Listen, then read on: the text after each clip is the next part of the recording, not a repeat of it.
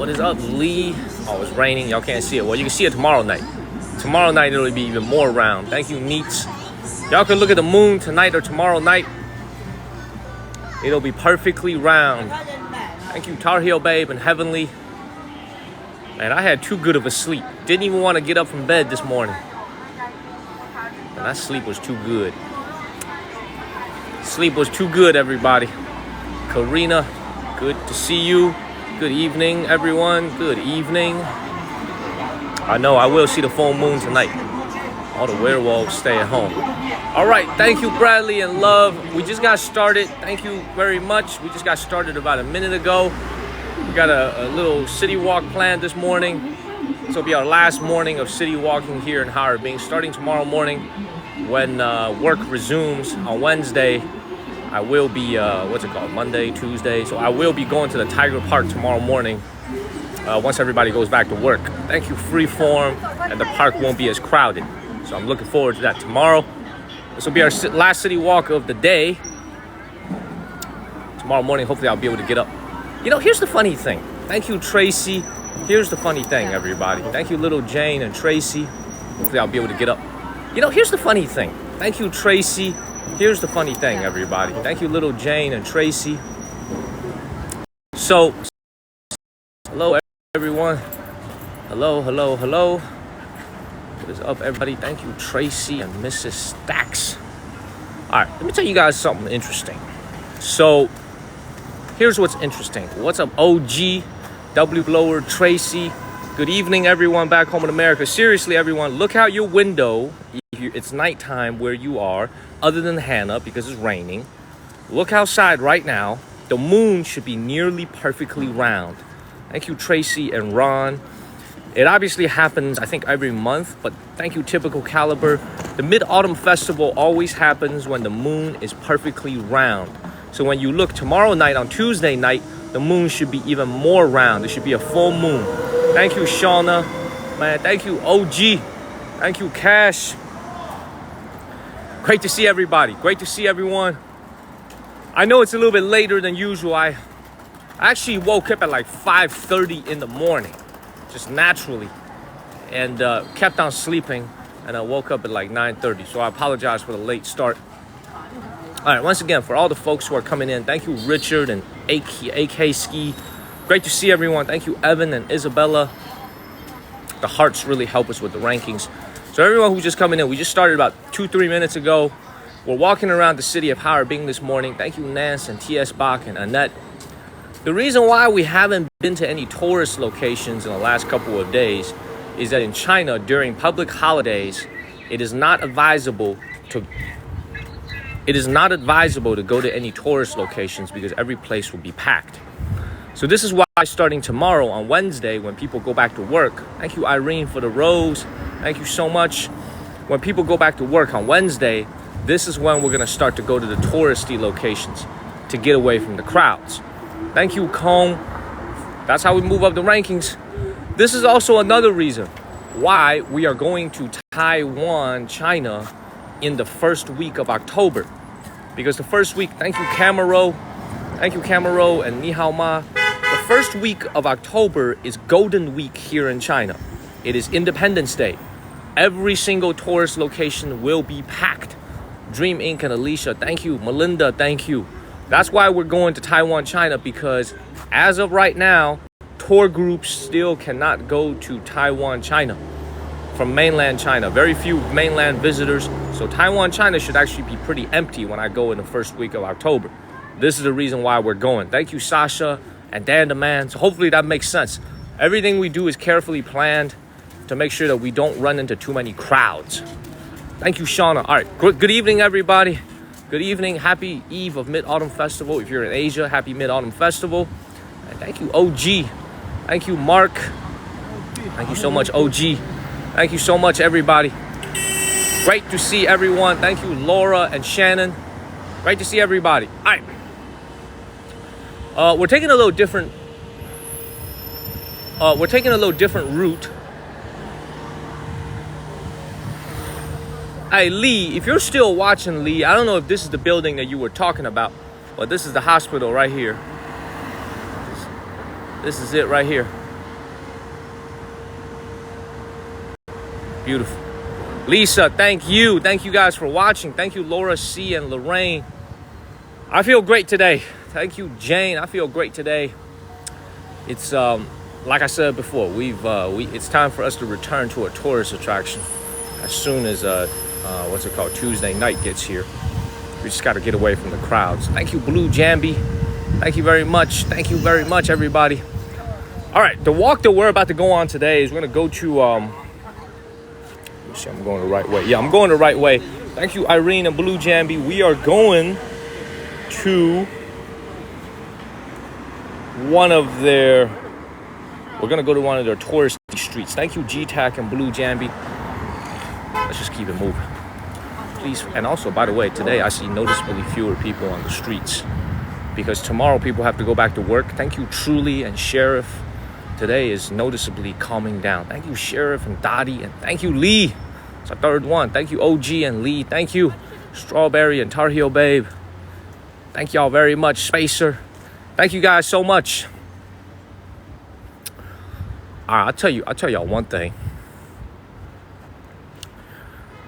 In our travels throughout China in the last 7 months and streaming, I can probably name with one hand the number of cities that I would consider to be habitable, livable for someone like myself. Meaning the weather is good, the cost of living is good, the people are friendly, just this general combination that makes it a very livable city. Some cities are very nice, but the cost of living is too high. Some cities are very nice, but it's too cold in the winter. This city right here is extremely livable in the summer and summer only. In the wintertime, not so much. Now, the good thing about coming here to Northeast China is these folks here also have a reputation for being very friendly. Now, the Northeast Chinese folks have a reputation for some other things as well, but they have a reputation for being very friendly, and we've kind of felt that the last few days of streaming with all the vendors. Thank you, Fally. Now, you can see the streets are pretty empty today, right? Thank you, Jason and Fally. It's Tuesday morning. It is a national holiday. People aren't supposed to work today, but look at how empty the streets are. You can see people are at home enjoying their families. A lot of people are getting ready to have a nice home-cooked lunch with their families. People don't have to go to work today, but the streets are almost empty. Thank you, Shauna. Thank you, Bates. Christopher, I'm doing well. Just getting the live stream started. We just got started 10 minutes ago. Thank you, Ashley. It is Mid-Autumn Festival here in the city of Harbin. Thank you, Donna. Thank you, guys. Please share this live stream. Thank you, Dream Inc. My OG Lee, Dream Inc. Thank you, Fally. Thank you. Thank you so much. It is Moon Day. It's the Mid-Autumn Festival. That's right. Please follow the channel and share this live stream. It's actually beautiful weather. All right, I'm gonna show y'all something real quick. Thank you, OG. Let me drop a little bit of knowledge. Thank you, OG. That's the third one. Thank you, OG. Thank you, Steph.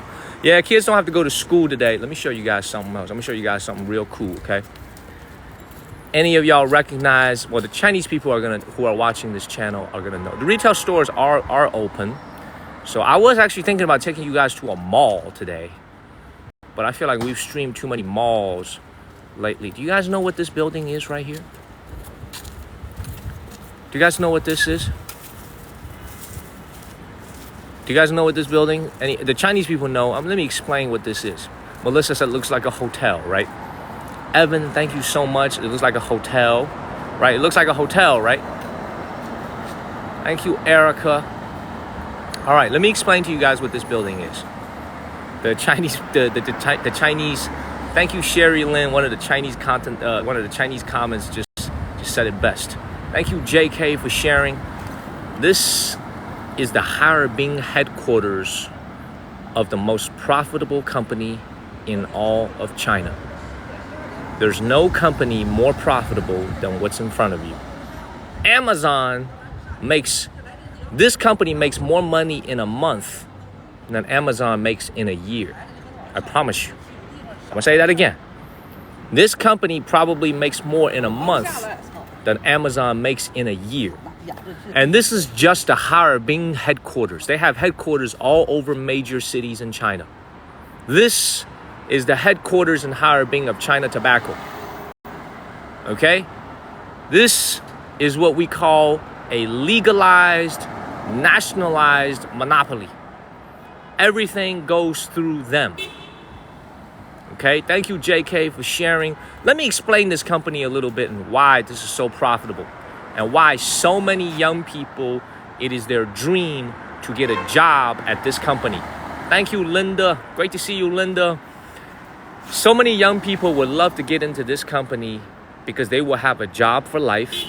They're going to have great pay.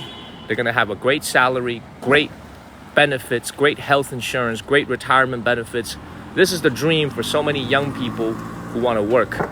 Thank you, Melinda. So this is why for a lot of people back home in America, they probably don't understand, but here in China, the demand for young people to work in a public company that's owned by the government, like this company right here, is extremely strong. See, back home in America, a lot of young people want to work for Google, they want to work for Microsoft, they want to work for Goldman Sachs, they want to work for Morgan Stanley, these very big time private companies. These jobs are way harder. Way harder. Way harder to get into than any of those names that I just mentioned. So please follow the channel and share this live stream. Thank you, Andrea. Very hard to get into. Probably like 100 candidates, 1,000 candidates for just one job. What up? Good morning, Dylan. 1,000 candidates for one job. Thank you, Martha.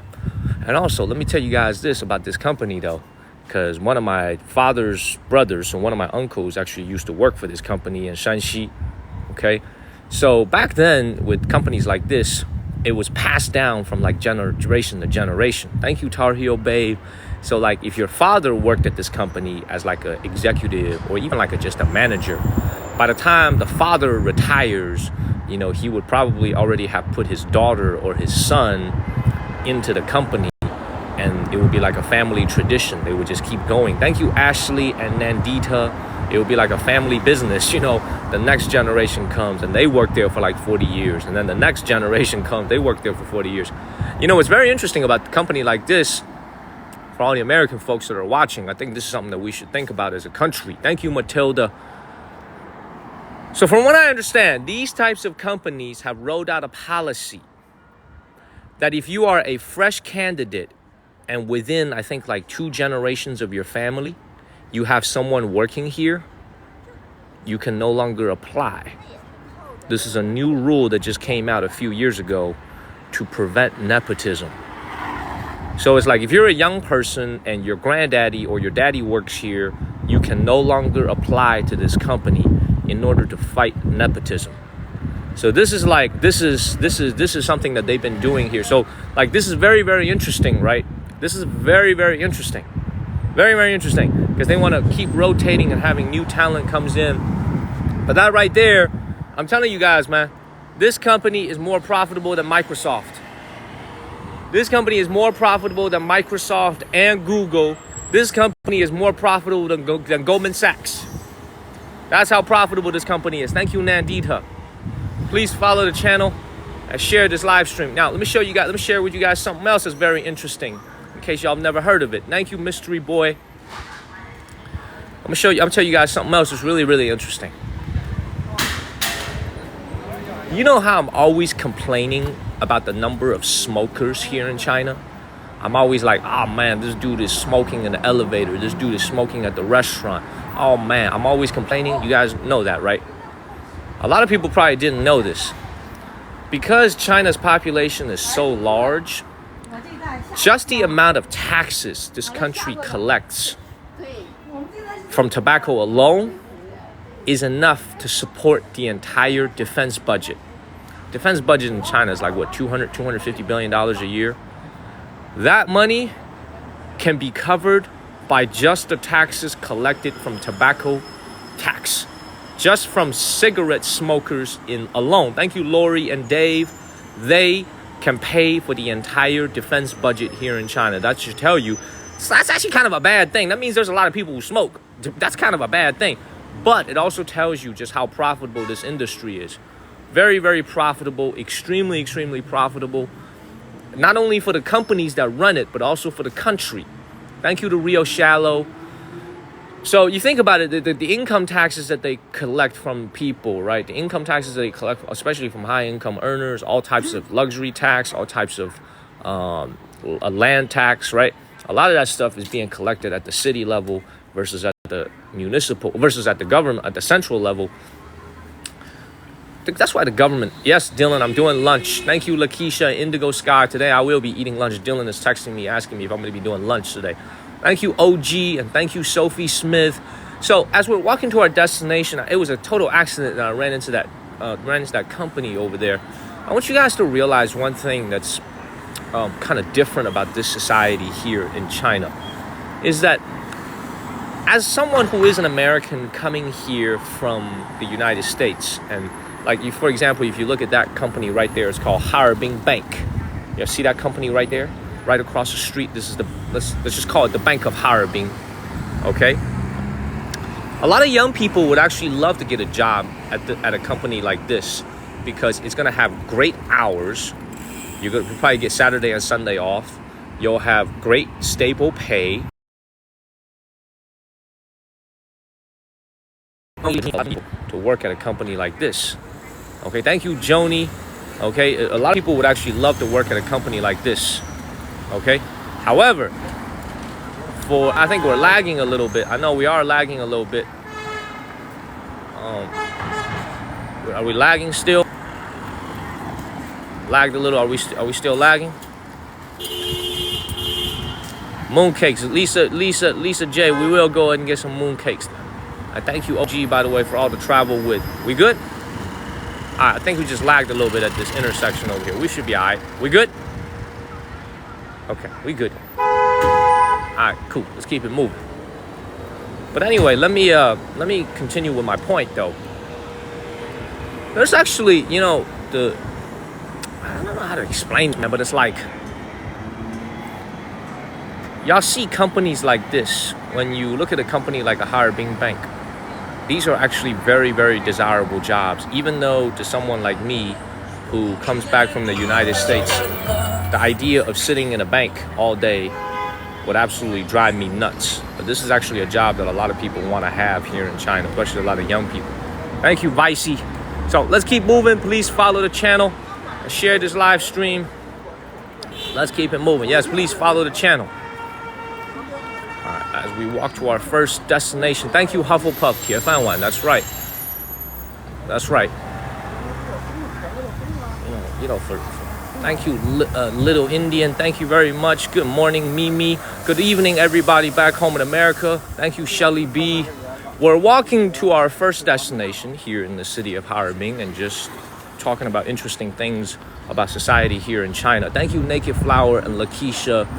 Now, if there's anybody watching who's under the age of 30, Melinda, thank you so much. And Orange Tea, thank you so much, which is not my target audience. My target audience is usually a lot older and more mature.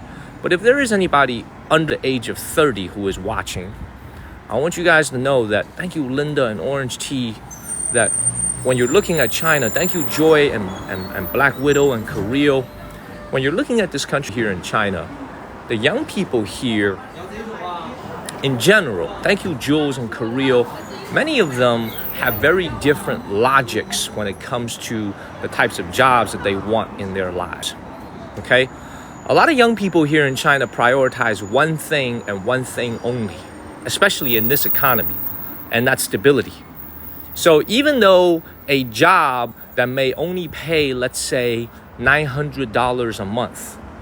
Thank you, Dave, Nico. Let's say a job that only pays, let's say, $900 a month may not be very desirable to someone back home in America because y'all might not think the pay is very high. Let's say to someone who's 26 years old.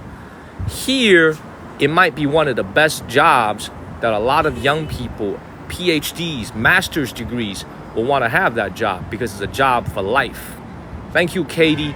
Thank you so much, Katie. I don't know if the concept of job for life still exists back home in America, maybe in the government sector, but here in China, it definitely exists in a lot of these types of state-owned enterprises, a lot of types of these government jobs. You could go in there as a young person and you could really plan out your life for the next 40 to 45 years before you retire. So this is very, very enticing to a lot of young people. And here in China, on the dating market, a lot of these folks that have these types of jobs actually use that as a point of pride when they're dating. So they'll say, you know, I work for so-and-so company, I work within the system. It's actually an added bonus to work in one of these types of jobs to attract the opposite sex.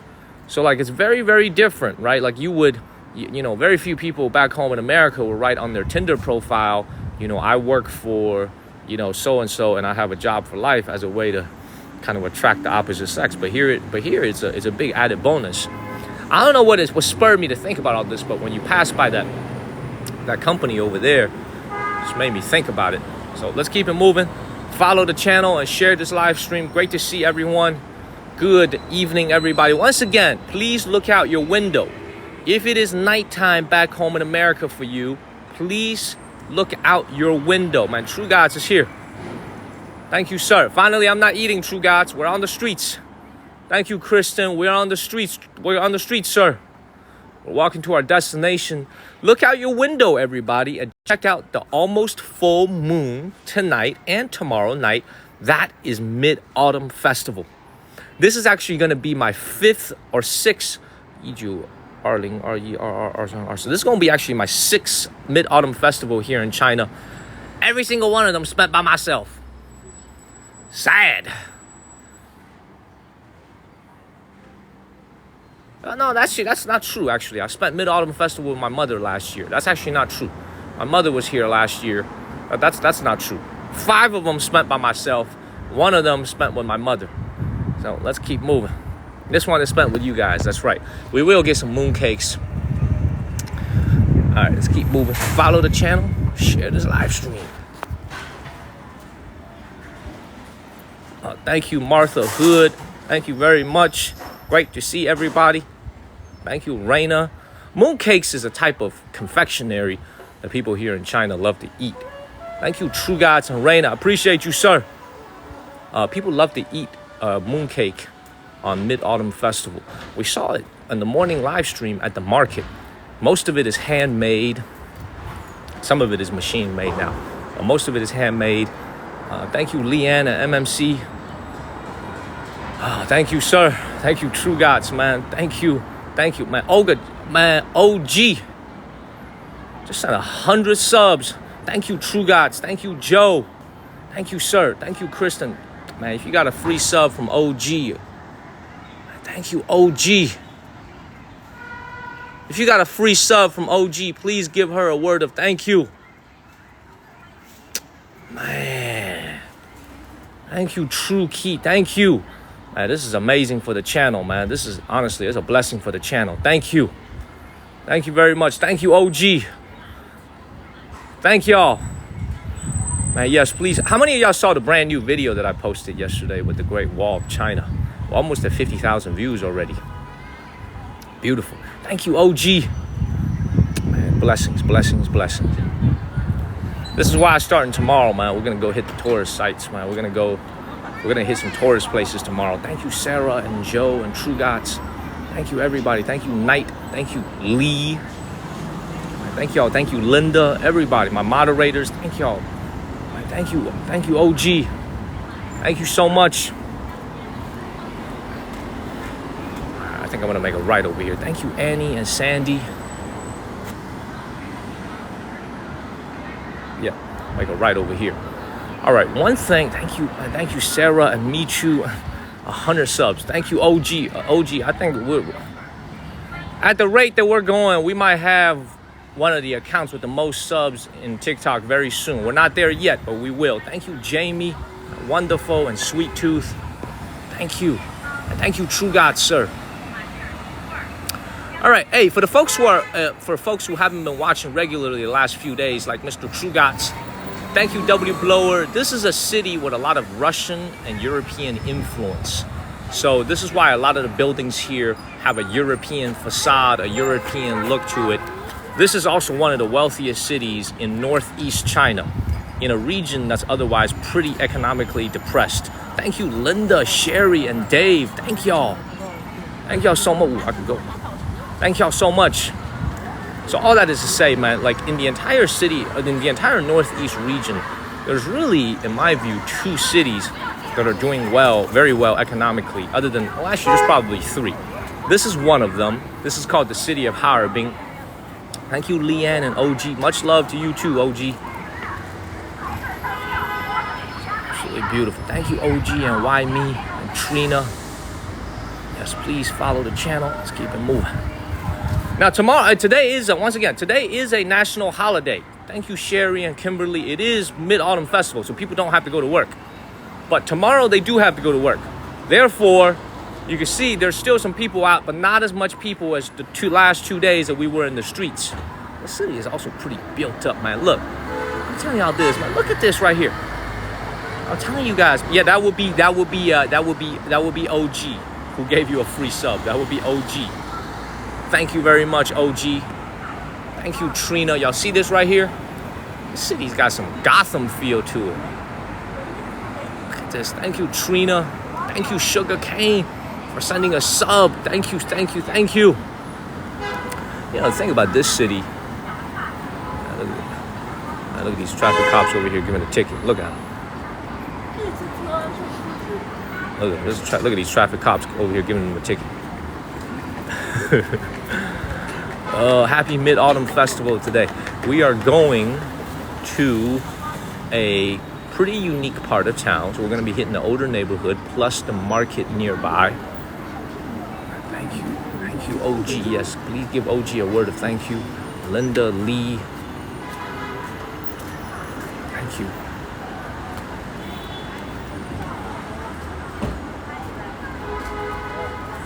You know, I'll tell you this, man. The one thing that you kind of realize about this city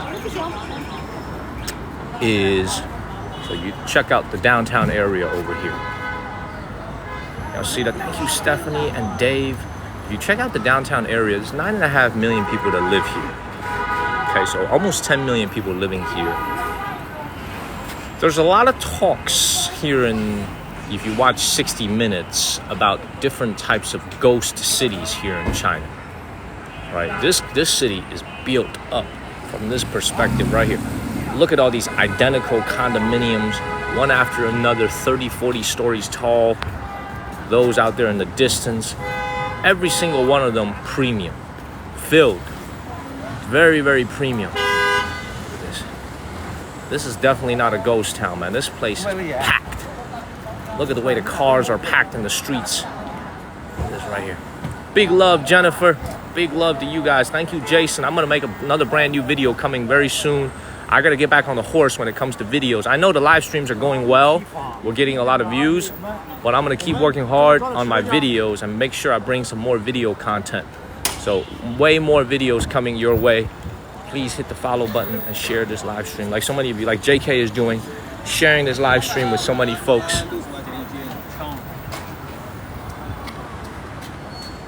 Size of these communities over here. Thank you, Melinda. Beautiful. Thank you, Caitlin. Thank you, Ashley and Melinda. I'm glad you guys love it. But like I said, I'm going to be making a lot more cool videos coming up. Beautiful day. Absolutely beautiful day. Beautiful. Great to see you today, True Gods. Let's keep it moving.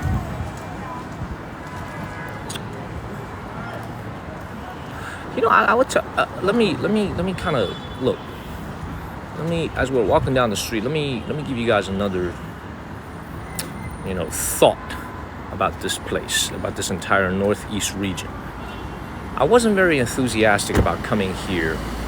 I was enthusiastic about coming to the city of Harbin, but I wasn't too enthusiastic about coming to this entire Northeast Manchuria region.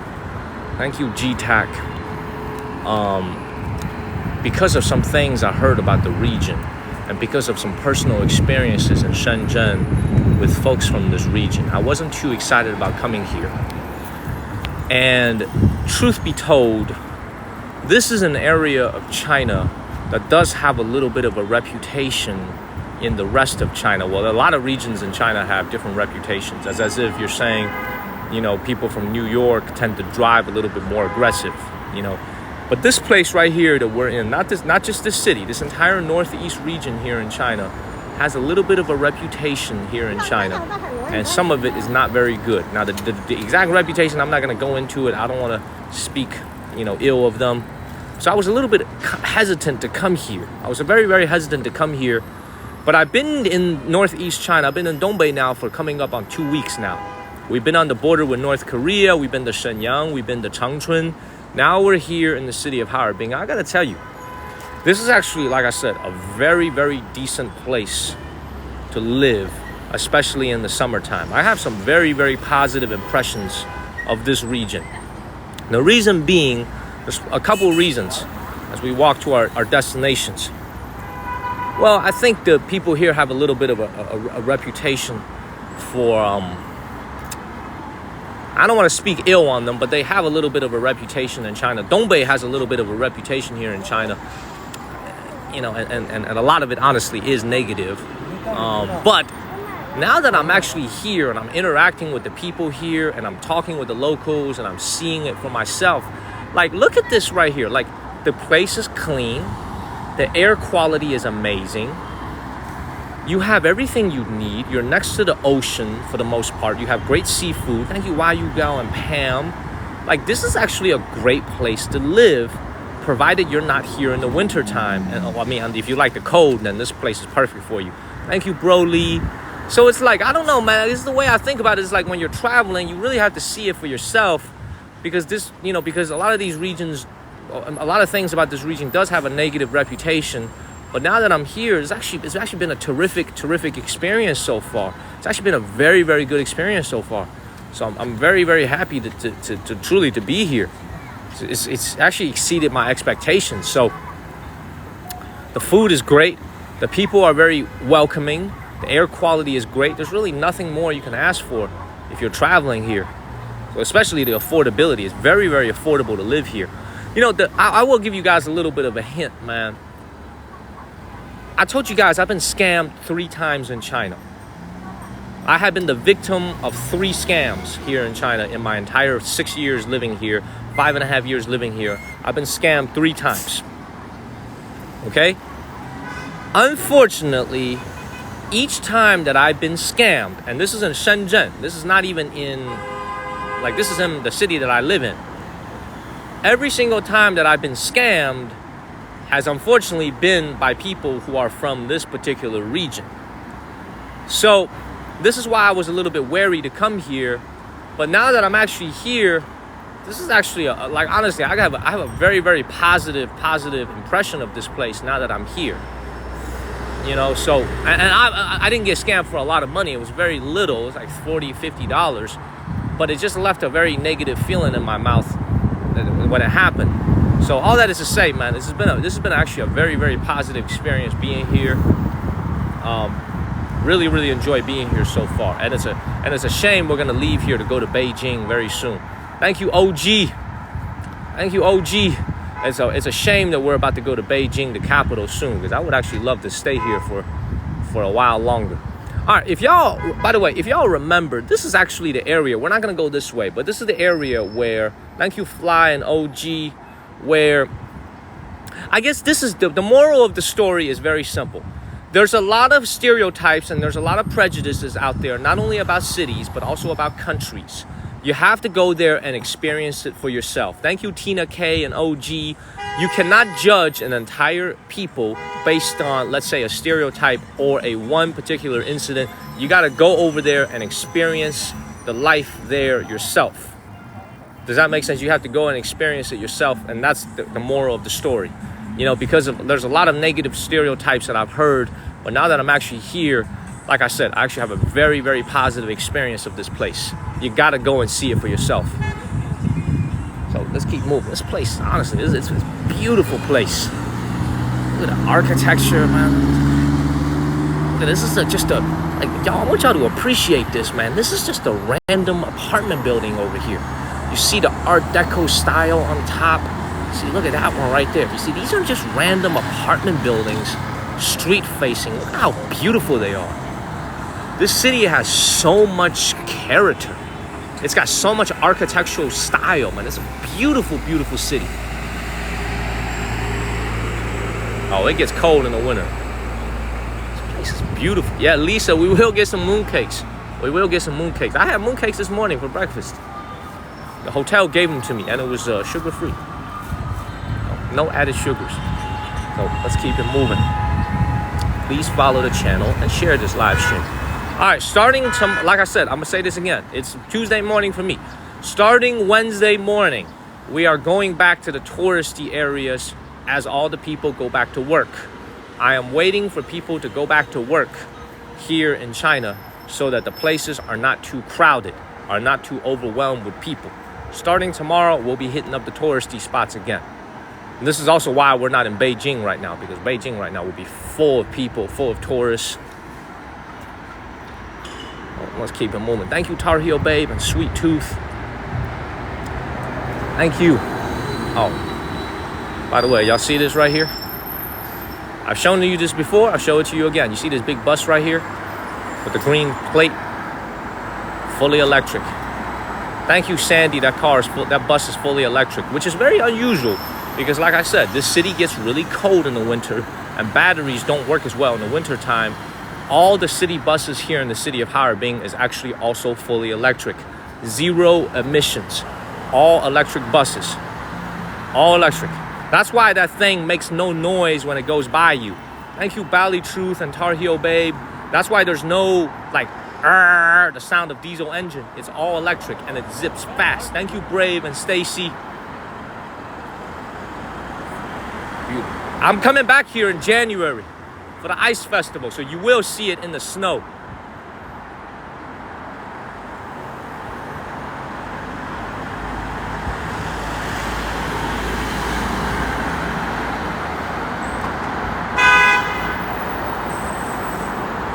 Thank you, Stacy. I want snow. Well, snow will be coming.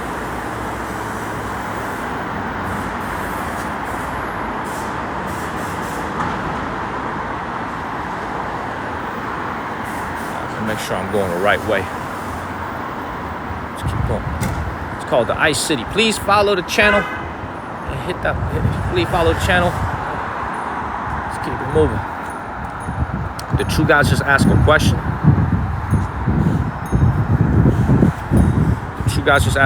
Well, we are near the border with Russia.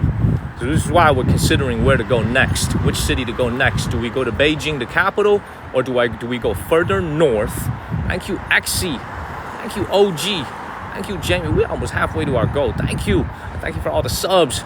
Thank you, Jamie. So we're almost, we're thinking about whether to go to the capital as our next destination, which would be very easy. Be a 5-hour train ride and we'll be in Beijing. Or do we go further north towards Russia, towards the border with Russia, where it will be very, very cold. I would have to buy a jacket if I go over there. So just thinking about some of the next steps, about what we're gonna do. So many people say, do you want to go to the border? Jamie said, come home to the USA. I gotta do my job. I gotta stream here. I gotta keep showing you guys what China looks like.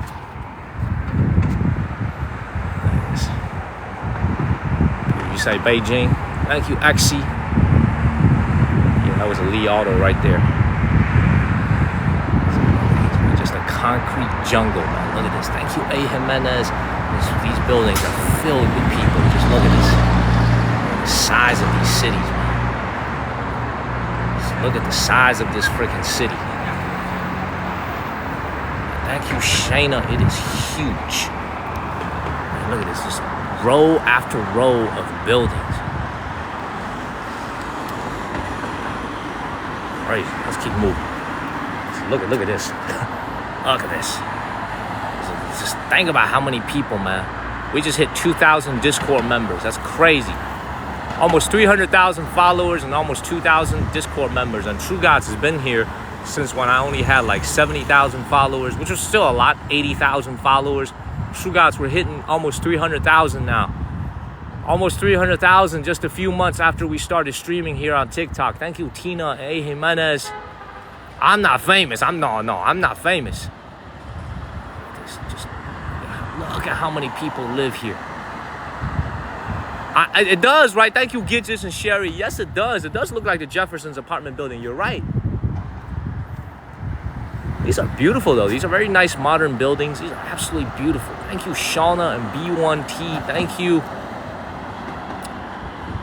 Beautiful. So like, I think you guys by now are starting to understand the core concept between how Chinese cities are organized. Thank you, All Things, and A. Jimenez. I think you guys are, thank you, Papi Chan, and All Things. Oh, cute, a little adorable dog over here. Look at this. I think you guys are starting to understand how Chinese cities are organized. In any major Chinese city, these are not individual standalone apartment buildings. That big door right there denotes the entrance to this entire community. So all these buildings over here, because China is so big with so many people, they usually build them 3, 4, 5 at a time. This is one community. These buildings over here form one community. And that's the main entrance to the community for cars and also for pedestrians. The parking is underground. These are the types of neighborhoods I do not go and stream from because there's nothing to see inside. Because these are well manicured. There's not a lot of people walking about. Everything is very well manicured. There isn't that what I would call the spiciness of life that you see in the older neighborhoods. But this is also why right across the street you have all these restaurants, all those liquor stores, all these different types of convenience stores.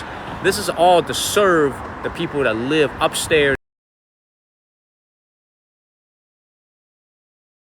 Restaurants, all those liquor stores, all these different types of convenience stores. This is all to serve the people that live upstairs in these buildings. Thank you.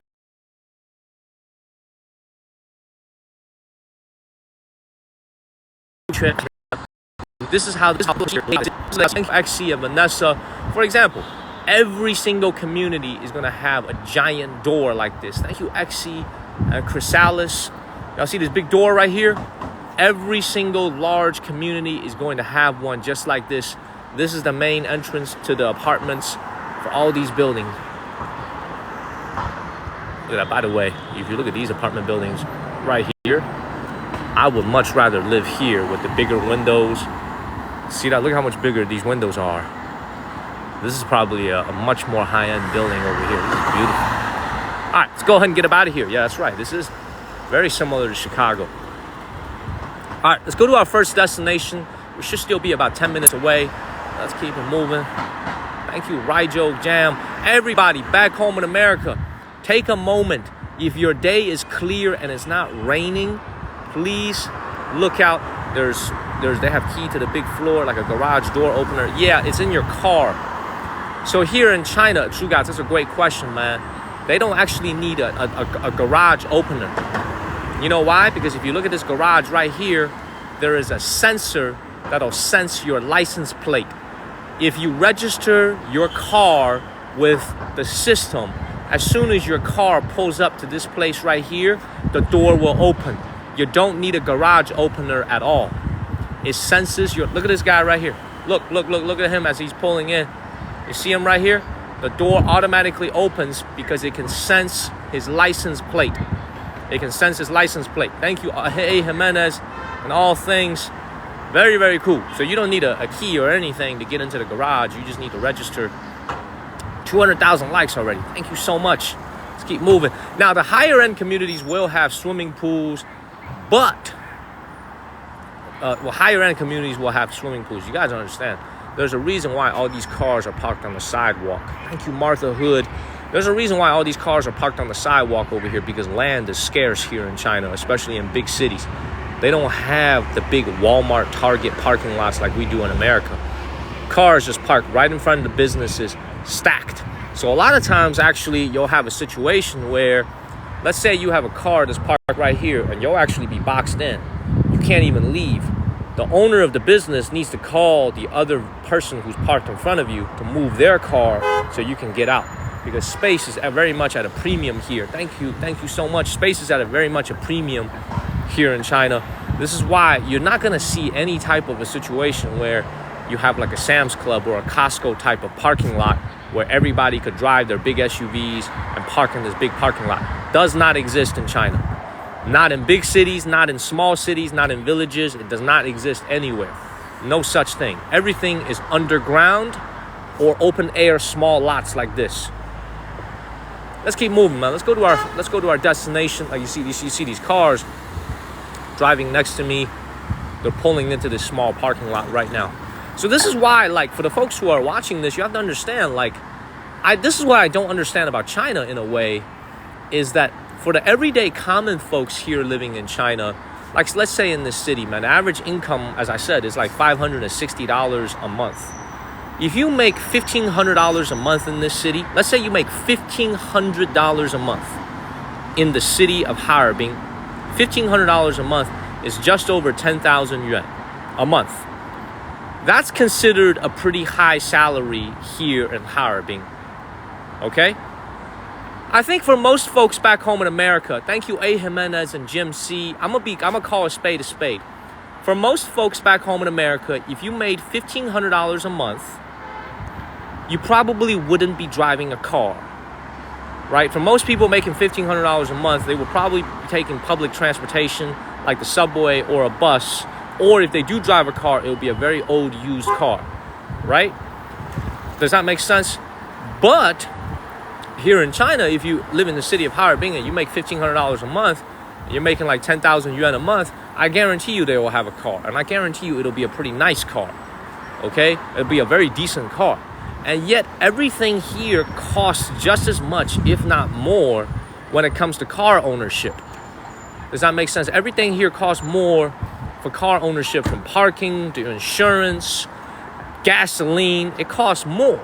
So that's one of the things I've struggled to understand about just how prevalent cars are, yet the income level lags behind, obviously, the United States. Costs are higher, yet there are cars everywhere. Everybody owns a car. That's the one thing I've yet to figure out about this country. So very, very interesting. Follow the channel, share this live stream. Let's keep it moving, man. How much is gas? Gas is more expensive. Not more expensive than California, but it's more expensive than North Carolina. It's more expensive than South Carolina. Gas is expensive here because you have to remember, China is a net importer of gasoline. China is not like the United States, where the U.S. is fully self-sufficient with our own gas. We still do import gasoline, but if we cut off all of our gasoline imports, the United States can be self-sufficient on gasoline. China cannot. China does not have enough gasoline for all the vehicles that it has on its roads. This is the reason why they are encouraging green license plate electric vehicles, to reduce their dependence on gasoline vehicles. Does that make sense? Follow the channel, share this live stream. These are facts, absolutely. They are a big, but also the world's largest importer of gasoline. Not only a big importer, the #1 in the world when it comes to importing gasoline, mostly from the Middle Eastern countries, also from Russia, but mostly from the Saudi Arabias, the different countries in the Middle East, and also from Africa. So let's keep moving. Follow the channel, share this live stream, y'all. Who uses more oil, China or the USA? I believe China uses more oil overall, but USA on a per capita basis, as Americans, we consume so much more resources on a per capita basis. Thank you, OG and John Krieger. So once again, because China has more people, they consume more gasoline, they consume more oil, but on a per capita basis, we consume way more. We eat more, we drink more, we spend more on gasoline, everything more. Thank you, Humfra. Thank you, Kat. All right, let's keep moving. Follow the channel, share this. Just look at how big these communities are, man. Like, these buildings are literally 50, 60 stories tall. Look at this. 40, 50. Look at the size of this. Thank you, OG. It is an absolutely beautiful city, but it is just so packed. This almost looks like Shenzhen in a way, but I will say this. Thank you, Shauna. These buildings look absolutely... I'll tell you, these buildings have a little bit more characteristic. Thank you, Martha Hood. Thank you, Shauna. Thank you for the gold medal. Thank you. It doesn't look too different from America.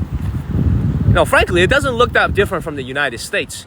When you're in these prosperous cities, these downtown areas, doesn't look that different from America at all. Now, thank you, Brian. Thank you, Ghost. Thank you, Brian. And Ghost, Brian, appreciate you, sir. Appreciate you supporting the channel. Thank you, Brian.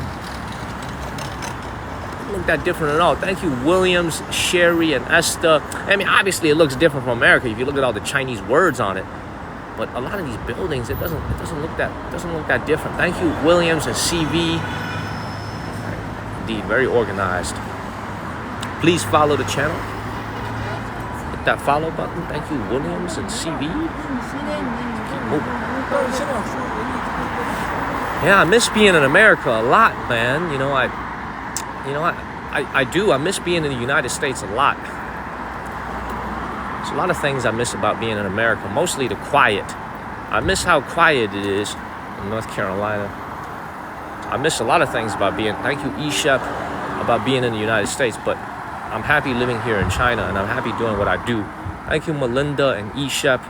So it's going to be China for me for a while. Let me look at the map. I'm going the right way.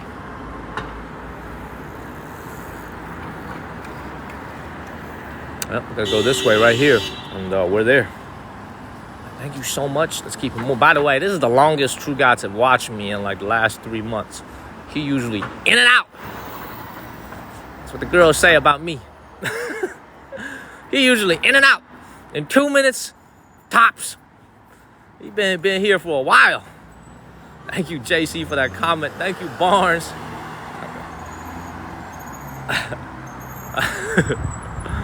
Thank you, All Things and Barnes.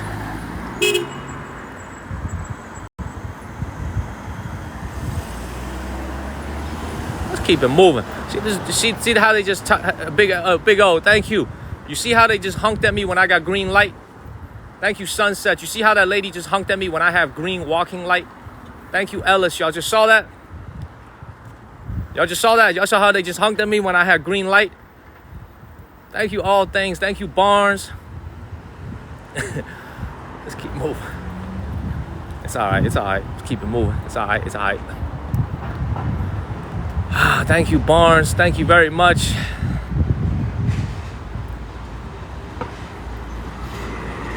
The old me would have barked something back when I got honked at. Thank you, All Things. I would have said something back when I got honked at. But the new me is just so much more chill and so much more calm and grateful. I just let it go and keep moving. Usually I would have said something back, so let's keep moving. Follow the channel and share this live stream. Thank you, Sherry Lynn. Thank you very much. Thank you. Thank you. Let's keep the comments flowing, everybody. Oh, also, we haven't done this in a while, man. Let me know where y'all are watching from. Let's keep the comments flowing. You guys know I'm from Chapel Hill. Let me know where y'all are watching from. Thank you, Shallow. Thank you, Chalo. I know I'm gentler. I am gentler. Thank you, All Things, San Diego, Wisconsin, Georgia. Melinda's in Georgia. Penn, San Diego, Reno, Miami, Charlotte, North Carolina. So basically the answer is everybody from America. Thank you, Shauna. Thank you so much for the dolphin. Bhutan, okay. Most people from America. Some people from Canada. In short, everybody from America. Cincinnati, New Jersey, Texas, Ontario, Canada, Granite Falls, North Carolina, Texas, Malaysia, Jamaica. Beautiful. Yeah, let me tell you guys. Somebody just asked me if I'm meeting any women out here. Let me be very frank with you guys. I meet a lot of women out here, but here's the problem. The women that I meet are all back in Shenzhen. And when I'm on the road every single day like this, and you can't really go and see them, and when I'm on the road every single day like this, and you can't really go and see them, you can't go on a date with them.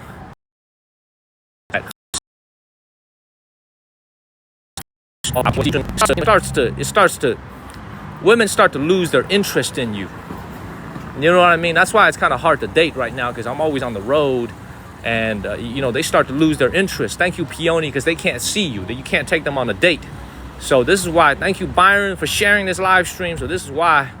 Thank you, Sky, for extending your sub. Thank you, Senju and Peony. Thank you, Sky, for extending your subscription. Thank you very much. first place we're going to.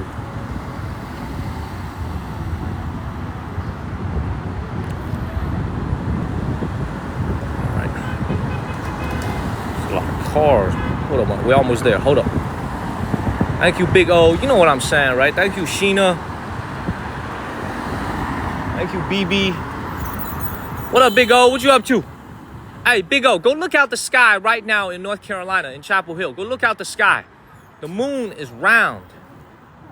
The moon is round, Oliver. Go look out the sky right now. The moon is round. Mid-Autumn Festival. Happy Mid-Autumn Festival to you, family. Thank you, All Things and Pepper.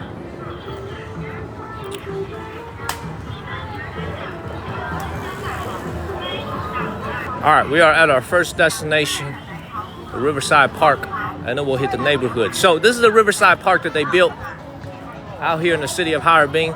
We are at the beautiful Songhua River. We're going into the neighborhood. Look at all the people out here just having fun. Look at this.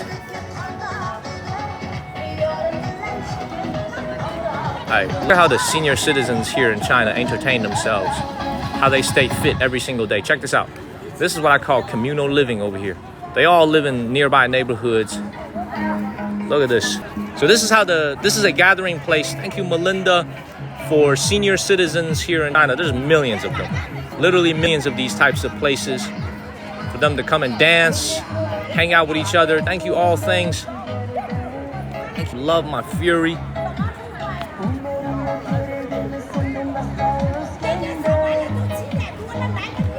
Look at that. Beautiful.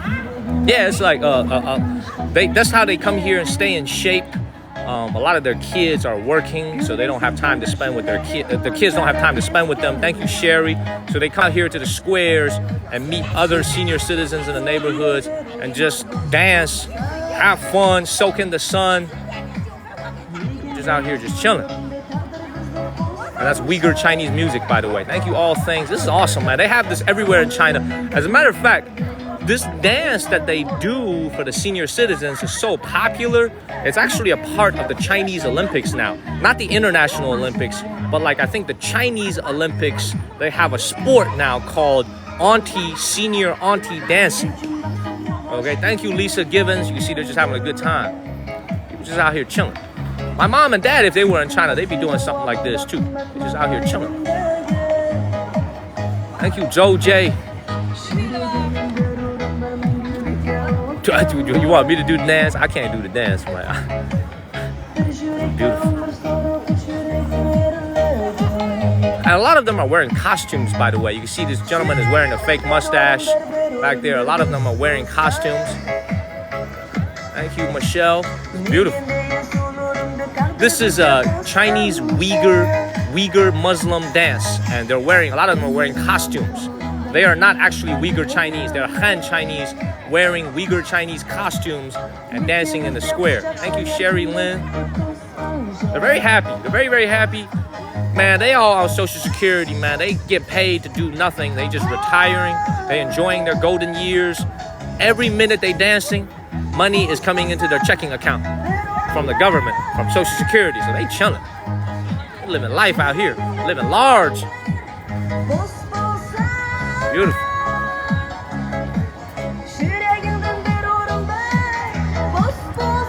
This is beautiful. Honestly, if my mom and dad were back here, they would be doing something similar. Thank you, Sherry Lynn. This is awesome. All right, let's go ahead and get up out of here. Most of them are grandparents already. So they'll come out here into the square. Thank you, Elizabeth. Thank you, Sherry. Thank you, Elizabeth. Let's get up out of here. Cool place to hang out. The weather is beautiful. So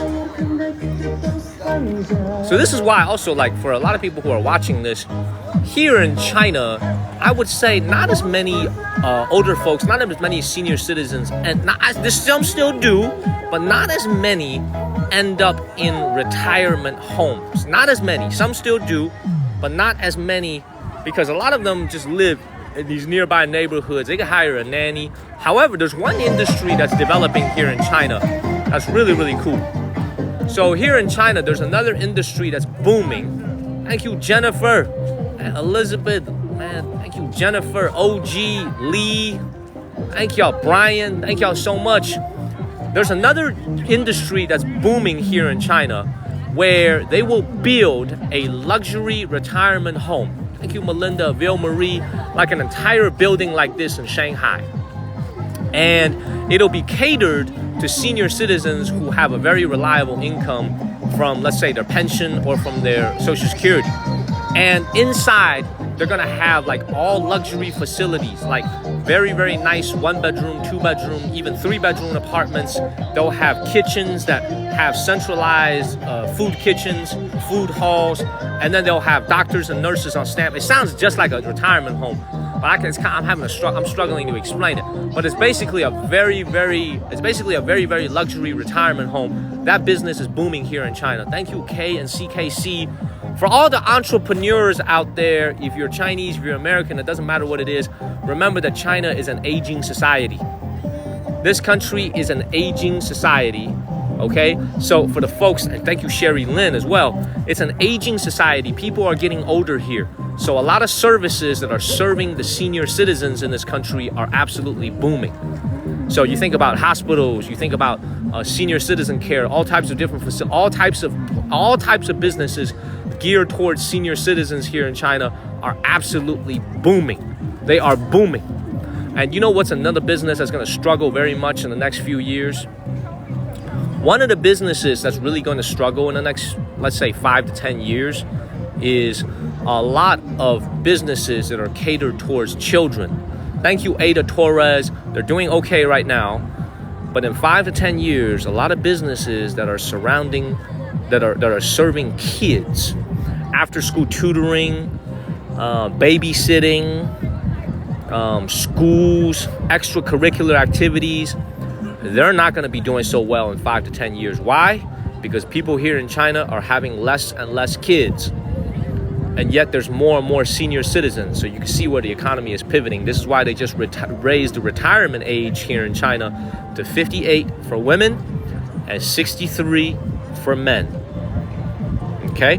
53 for women, 63 for men. Women get to retire earlier here in China than men do by 5 years. I'm going to say that again. Women get to retire 5 years earlier than men do here in China. Okay, 58 and 63. Okay, follow the channel, share this live stream, y'all. Let's keep it moving. Beautiful. 58 and 63. 58 years old, you get to retire. Very, very early, right? A word of the day. Let me think about it. Let me think about what the word of the day is. Let me think about that. PF Wisco. Thank you, David KW. Thank you so much. Thank you so much. I have to work till 102. That's if you live till 102. Yes. Not going to be nearly as many people tomorrow because people have to go to work tomorrow. But Dylan, I see your text message. Please follow the channel and share this live stream, y'all. This is beautiful out here. Elizabeth D, by the way, great to see you today. Thank you, thank you, thank you. All right, how much is the retirement check? Sharing that you married for a ESL business. Wow, I didn't know that. The word of the day is retirement. Pain. Oh, man. Dylan, I'm sorry, man. Beautiful. Look at this. Man, you got all these people out here. Man, I'm telling y'all, they ain't catch a damn thing. All these people crowded around the fish, man. The fish ain't stupid, man. Fish is not stupid. Fish see all these hungry-ass people standing on the edge of the coast over here. Ain't no fish, man. Look at this lady ladies that came up with some dirt. You ain't catching no fish, man. Look at all these people over here. They ain't catch a damn thing. I'm telling you guys, they didn't catch a damn thing. I don't see a single fish being caught. Man. Let's get out of here, man. Get out of here. See, I'm telling you guys, let me show you guys something, okay? You see this lady right here selling ice cream on the back of her bicycle. You see this lady with the big box selling the ice cream on the back of her bicycle. You see that? Thank you, Fancy.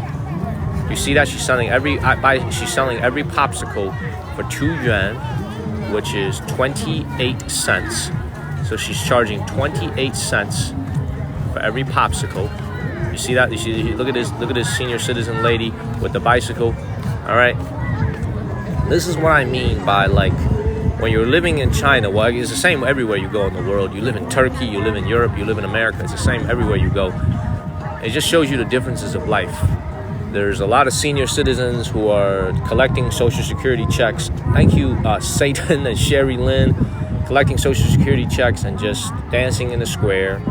And yet you still have a lot of other senior citizens. Thank you, Tammy and SF Chris, who are basically doing everything they can to make a little bit of extra money, right? So that's kind of shows you the difference between, the classes of the people here. It's the same in America. It's the same in Europe. It's the same anywhere you go in the world. Thank you, Tammy. So it's the same anywhere you go. But it just shows you the different classes of people here. Very, very evident. Thank you, Tammy. So this is why I've often think about this very fundamental question, and I'm going to ask you guys for the very first time on live stream. Because I think about this all the time. And I'm going to ask you for the very first time on a live stream. Is China really a socialist country? Or is it not? Thank you, Tammy. Oh, Jim, I saw that. I gotta check in on my parents again. Is China still a socialist country? Or is it more of a more similar, let's say, the United States or Europe? Is China still a socialist country? I think about that. Based on what you guys have seen on my live stream, because the official definition is socialism or socialist country. I think about that. Based on what you guys have seen on my live stream, because the official definition is socialism with Chinese characteristics. The official Chinese characteristics. But I think for everybody who sees, it's very obvious that the China today is very different from the China of 1955 or 1965 or even 1975 and 85. Right? So it really makes you, because a lot of people back home in America, we love to use the word socialism as a negative word. We love to use it as a negative word. We like to think of it as, oh man, you guys see the elections as extremely bitter right now. One candidate is calling another candidate a socialist as if that was a negative thing. But when you're here, this is actually a socialist country. China is a socialist country. This is a socialist country for sure. But it's a socialist country with Chinese characteristics. And when you look around it, you look at the way the people live out here, if you look around it, there's a lot of similarities with back home in the States. So, I don't know. I think I need to stream a little bit more and show you guys a little bit more. But it's very interesting to think about, because if it really was a socialist country, right? If it really was a socialist country, then everybody would truly be equal, right? That makes sense, right? If it really was a pure socialist country, everybody should be equal, right? Like North Korea, everybody is equal, right? So it's kind of interesting to think about these things. It's the first time I'm asking you guys this on TikTok. Very interesting to think about it. Very, very interesting to think about. Please follow the channel and share this live stream. Let's keep it moving. Beautiful. All right, let's go to our next destination. Let's keep it moving.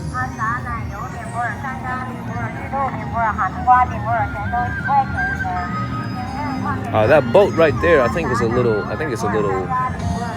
boat right there is a little fishing boat right there. Sanctioned fiction boat. Beautiful. Hit the follow button and share this live stream. Let's keep it moving.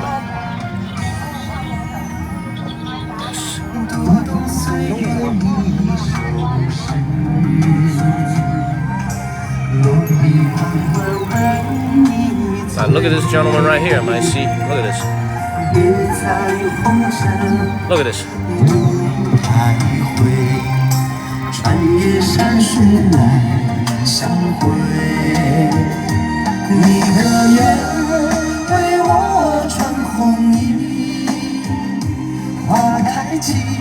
Thank you, Lexi. Thank you, Denise, for extending your sub. Thank you, Joe J. He's actually a very good singer.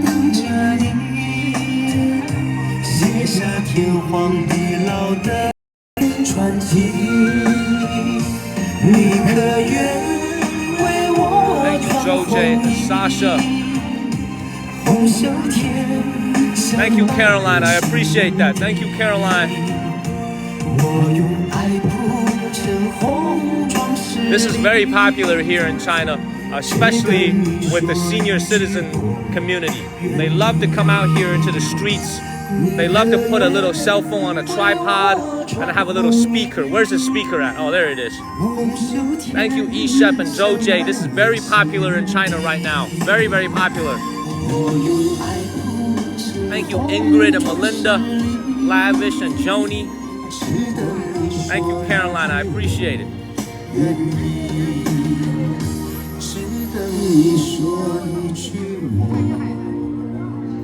Thank you, Melinda and Dark and Sherry Lynn. Sherry Lynn. The self-expression here in China is absolutely incredible. Like, this is what I'm telling you guys, man. This is very, very popular here in China. But Dylan, man, he's not a beggar, man. I don't think he's asking for money. So you see this gentleman right, I don't think he's singing for money. I think he's just singing for self-expression, having fun. You can see they set up a little speaker over here, Cinderella and Irene, and it's allowed. It's perfectly allowed. In Shenzhen, I see people do it on the streets. This is a park, so this is a designated area where you can do it. Thank you, Cinderella. I hear some music in front of us, but that one is terrible. Okay, that one's horrible. Okay?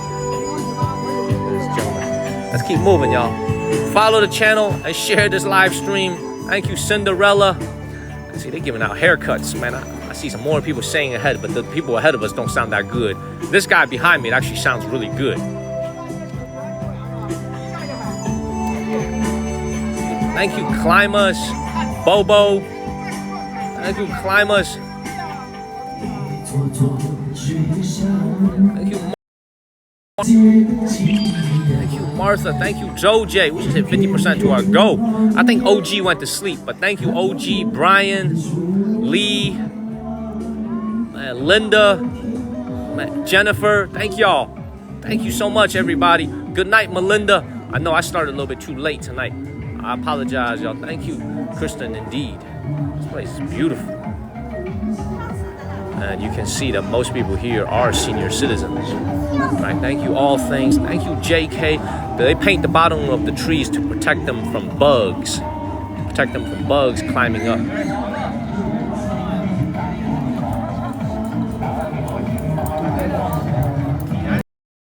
Well, good night, Bates. Everybody, have a great night. I'm going to keep streaming.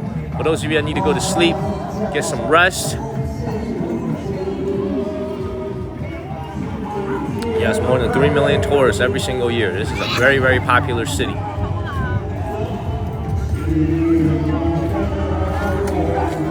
Yeah, man, don't go to sleep yet. So what do you guys, for those of you who are watching from back home in America, what do you guys think about the senior citizen life, the retirement life out here in China based on what you've seen? What do you guys think? And you guys can give me your answer and I'll expand on that question that I asked. Looks fun, it looks good. Good life. Annabelle likes it. Thank you, Martha. Looks pretty good, right? You guys love it? Okay.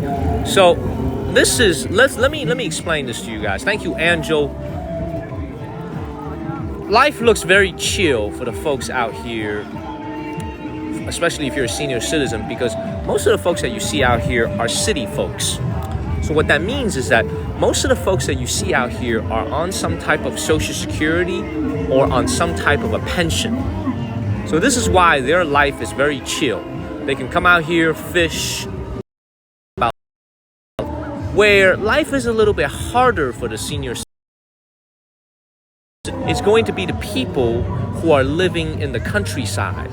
Thank you, Charles. The senior citizens who live in the countryside, especially tied to the land, the farmers essentially, their life is a little bit harder than the folks that live in the city because their social security and their pension, there is no such thing as a pension because they work on the land. Their social security is going to be much lower compared to the folks that live in the cities. So what I'm trying to say is what you see here is really a very, very good reflection of what urban living is like if you're on the older side. But if you go to the more rural areas of China, most of the senior citizen folks still have like a side hustle. Some of them still work on the land. Those thank you sunsets, they still work on the land. They still do different types of things to bring in income. Whereas a lot of the folks here in China, in these cities, if you're older, really just by being alive and living, you are making an income every single day because you have a pension and you have Social Security. So big difference in terms of the quality of life of the folks who live in the countryside versus the people who live here in the urban areas. Now, what the people have in the countryside have, the other people don't have, is in the countryside, they have more space. They have bigger homes. You guys remember when we streamed from the countryside, bigger backyards, bigger front yards, bigger homes, right? Access to cleaner air in many cases compared to other parts of the cities. So there's a trade-off between living in the countryside versus living, thank you, Emma. There's a trade-off between living in the countryside versus living in the city. Now, I don't know what these gentlemen are doing over here. What the hell is these people doing over here? Oh, hell no, they swimming. Oh, my dude over, oh, what up, Nick? Thank you, Nick. Thank you, Nick. Thank you, Wayne. My dude over here is showering. This dude over here taking a shower on the river, y'all. Look at this. They not swimming, they showering. I don't know, they trying to save some water at home or some shit. They are taking a shower over here. They taking a shower. Oh no, he's swimming for sure now. He's swimming. Big O, thank you, Big O. This dude is showering over here. He washing his clothes. What's this dude trying to do, man? Swim to Russia? What's this dude doing over here? You guys, man, this water look muddy as hell. This is not a water you're gonna find me in, y'all. Look at this. Look at this water's color over here, man. I'm telling you guys, man. This is not a water. Thank you, Tan Junli. I'm sorry, y'all. I gotta call a spade, man. But this ain't some water I would go swimming in.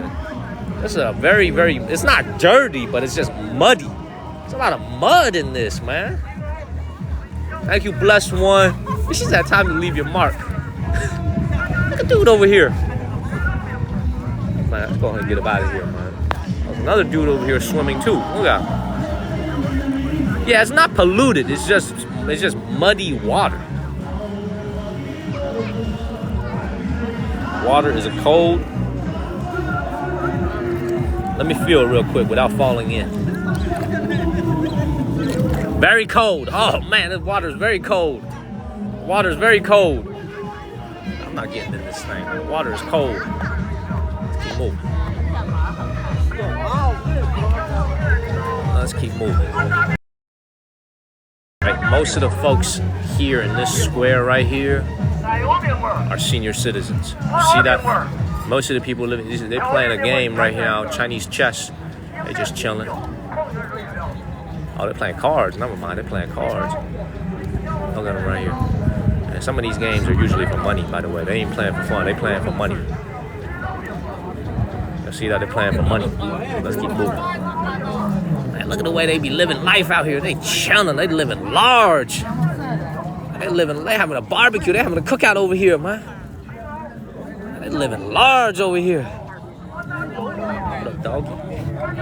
What up, buddy? What up, buddy? They living life out here. Look at them. They got a full spread on the table, man. Look at this. They chilling. Thank you, Neeput. Look at them. They chilling. They got a full spread on the table. Thank you, Neeput. What up, buddy? What up, little buddy? Thank you, Big O. Hey, Big O, man. We gotta work every day. They chilling every day. Look at this dog over here. Hello. Hello. Beautiful dog. Beautiful dog. Look at him. Beautiful dog over here. Beautiful dog. Look at him. Beautiful dog over here. Beautiful. Beautiful dog. Work hard all their lives. They deserve to chill. 30 more years of work ahead of you before you could chill. So keep working. Thank you, Diamond and Tony. Hey, Big O, you got about 30 more years of work ahead of you. So keep working. Okay? So in about 30 years, you could come out here and do this. Okay? In about 2058, 2059, okay? You could come out here and do what these folks are doing. Okay? Thank you, Mama Chai. Thank you, Big O. Thank you, Nipa. Okay? Thank you, Diamond. So keep working. Okay? In about 30, 35 years, you can come out and retire. Okay? So keep working. Yes, these are willow trees. What up, man? Big O, thank you. I'm streaming 8 hours a day, man. This shit is harder than a 9 to 5. This is harder. My job right now is literally harder than a 9 to 5. Let's keep moving. Follow the channel, y'all, and share this live stream. How much is the average Social Security check? I think the average Social Security check here in China is probably...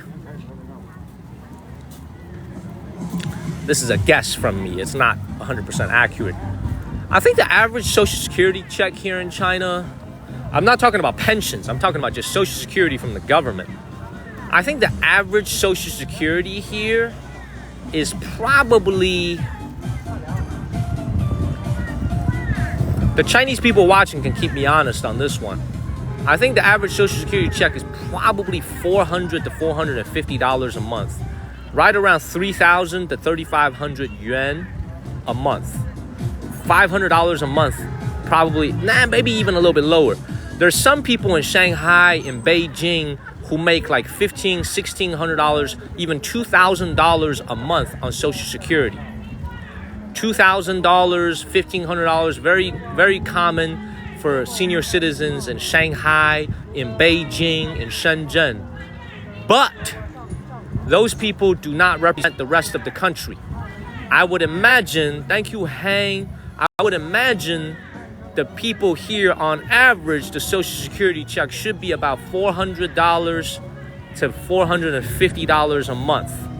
That is average. So ChatGPT said $450 to $400. Damn, I'm pretty good, aren't I? I guessed that on top of my head.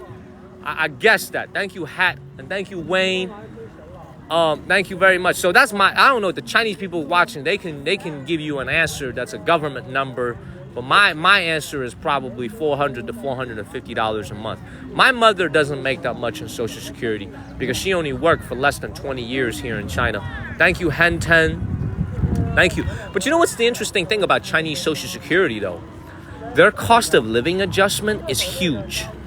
Thank you, David KW. I don't know how they do it, man, but their cost of living adjustment here in China is huge. My mother has had 2 cost of living adjustments this year already. Thank you, Hannah. JC Martin, I'm going to get to that in a second. So my mother's Social Security has had 2 cost of living adjustments in 2024 already. Once in January and once last month. So she's gotten 2 cost of living adjustments. And here's the weird thing. There's no inflation here in China. So I don't know why they're giving her more cost of living. I mean, I'm not complaining. I'm not sure why they're giving her more cost of living adjustment. There is no inflation here in China. So I don't know, man. It's a pretty good deal. It's a pretty good deal. What about disability? Disability. We actually do have someone in our family who is disabled. He passed away. I'm not really sure, man. I ain't never really had a heart-to-heart conversation with him. You know what I'm saying? Because I left so young, but he gets disability checks. But I'm not really sure about disability, man. That never really. I'm not really sure, but they get paid. They have a disability system payment here. I'm just not too familiar with it. But I know that my uncle was disabled on my mother's side. He collected disability checks. So let's keep moving. So I gotta tell you guys something crazy. I'm gonna tell y'all something a little bit crazy. That's gonna scare you, okay? In a good way.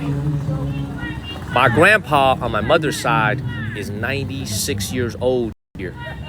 My grandpa is 96 years old. I'm hoping he'll make it to at least 100. My grandpa is 96 years old, okay? And my grandpa was actually, how do I describe this? So my grandpa spent time in the military briefly when he was younger. So he is considered what they call a old communist member, okay? Old communist member. He's not old enough to go on the long march, but he's he's considered someone who is like a very old Communist Party member. Do you guys know how much he gets in Social Security every single month? Thank you, Mylin. And do you guys know how much he gets in Social Security every single month? It's crazy. Now, the number may not seem very big to an American, but the number is huge for a Chinese person. Like my grandpa gets like $2,800 a month. I think it was like $2,800 a month in Social Security alone. He's 96 years old. Okay, now my mother doesn't get to see a penny of that because my uncle is his caretaker, so all the money goes to my uncle. Okay, so my uncle pockets all of the money. My mom lives in America, so she doesn't get any of it. But he gets paid $2,700 to $2,800 a month in Social Security. It's crazy. U.S. dollars. That's crazy, right? The average income in the city is like $560. He gets like 4.5 times. He's 96 years old, and he has, man, like I said before, man, this is why, like, this is why, man, it's just different, it's just different, and like, also, by the way, when she went over to America to immigrate to the United States, she kind of sacrificed a lot of things, and this is one of those things she sacrificed. So the assets of my grandparents went to my uncle instead of my mother, because my mother left for America so early in her life. She was only 39 years old. But my mother doesn't care about any of that. She doesn't really care. That's why my mother is so healthy. She's got a very positive energy, positive spirits. She doesn't really care about these types of things. Thank you, Pamela Jean. Let's keep it moving, y'all. Follow the channel. Let's keep moving. Let's keep streaming. Let's keep moving. My mom is retired. My mom's been retired since she was 55. But I think I told you guys this. Thank you, Crypto and Sherry Lynn. My mother was a doctor here in China. High-paying job back then. It was a decent job, but not as highly paid as a doctor in America. But Chinese doctor licenses do not transfer to America. So my mother essentially sacrificed the most out of the entire family. My father and me and my mother. My mother was the one who sacrificed the most because she could no longer do her job in America. She was a doctor for almost 20 years, and she was a doctor for almost 20 years. And my dad and I. Thank you, Wayne. Thank you very much. People been peeing. Smelled the pee. Somebody been peeing around me. I think maybe around those bushes over there, man. Them trees over here. Man, hit the follow button and share this live stream. So my mom had to sacrifice a lot. So this is why I love my mom so much. She's an amazing, smart woman. But unfortunately, when she went over to America, she had to sacrifice the most out of everybody in the family, which is a lot of case in life, right? It's usually the women in a family that sacrifice more than the men. In my opinion, in my humble opinion, based on what I've seen, it's always the women that sacrifice more than the men when it comes to big family decisions. In my opinion. Thank you, Crypto Chick. And in my case, my mother sacrificed way more than my father and I. So let's follow the channel and keep it moving. Share this live stream. Let's keep it moving. So my mother's been retired since effectively 39 years old. Since when she went to America, she was really no longer able to do her job. My mother was also in Chinese was called a 副主任医师. So at the age of 39, my mother was already a 副主任医师 in China, which is like a pretty decent ranking doctor. So it means like you're like Oliver probably knows this if he's still watching. It's a very high ranking position for someone 39 years old, but she had to give it all up and resign her job and go to America and chase the American dream with my father and me. So this is why I love my mom so much. She sacrificed a lot. So let's keep it moving. Keep it moving, man. All right, let's go to our next destination. We took a little bit of a detour on the port over here. Thank you, Sherry Lynn. It's an absolutely beautiful day. Thank you, Harley. Beautiful. She was my mother was a general practitioner. That's right. Focusing in kidney disease. So all types of dialysis, kidneys. She was a general practitioner focusing on internal medicine and kidney disease specifically. All right, let's keep going. Thank you, Big O. Well, Big O. Thank you, Wayne. This is not the Russian border. This is the city of Harbin.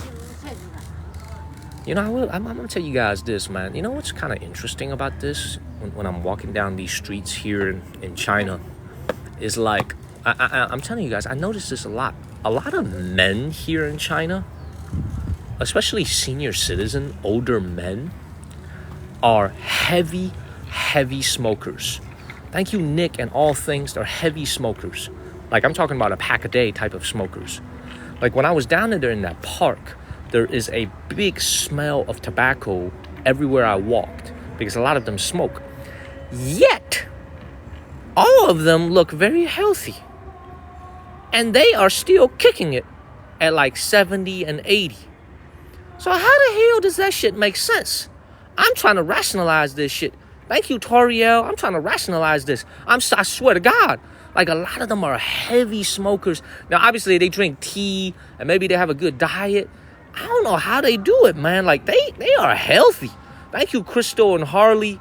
Now, there's obviously exceptions. There's obviously people who get lung cancer and stuff. But, like, compared to the prevalence of it, I don't understand how they do it. I don't understand how they do it, to be honest. How do they stay so healthy while smoking so much? Thank you, Alex. More than halfway to our goal. Thank you, Alex. Thank you, Xiaobendan. Thank you.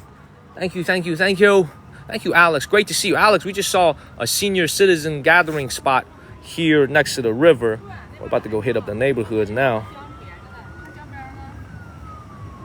It's the best way to go. Let's go this way. And that's probably, yeah, let's move on, man. I don't want to talk about that topic anymore. It's too much to talk about tobacco today. Let's keep moving, man. Follow the channel and please share this live stream. Hit the follow button and share this live stream. Let's go ahead and get up out of here. Keep moving. Alrighty, let's go to our next destination. Thank you, Macabello Life. Thank you, Macabello. Good evening, everyone. Hey, everybody. Let's go to our next destination. Thank you, Macabello Life. Thank you, Macabello. Good evening, everyone. Hey, everybody back home in America. If it's a clear day, look out your window. You should have a perfectly round moon. Thank you, Dusiwa. The moon will be round. That's tomorrow some festival.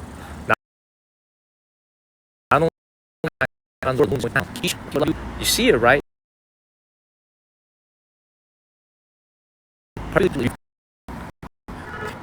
And also, Pepper Kim and Beyonce, thank you.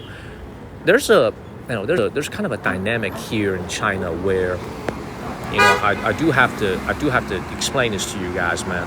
Like, they just raised the retirement age here in China about, I think it just came out 2 days ago. So women used to be able to retire at 55.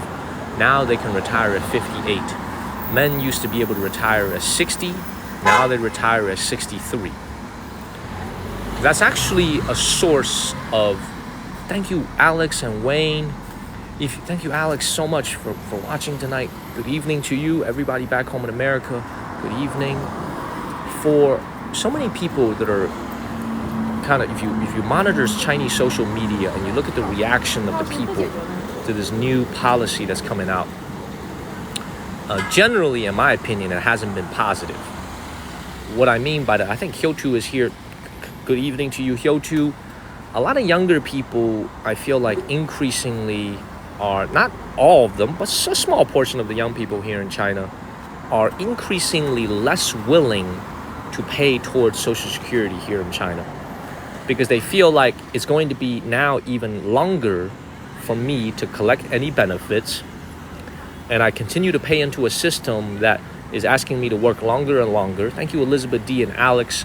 So if you look at a lot of social media, you look at the comments, I think the interesting thing about it is, thank you, Elizabeth and Alex, is that they are so used to the retirement age being so much lower, when if you really think about it, retiring at 55 is insanely low number.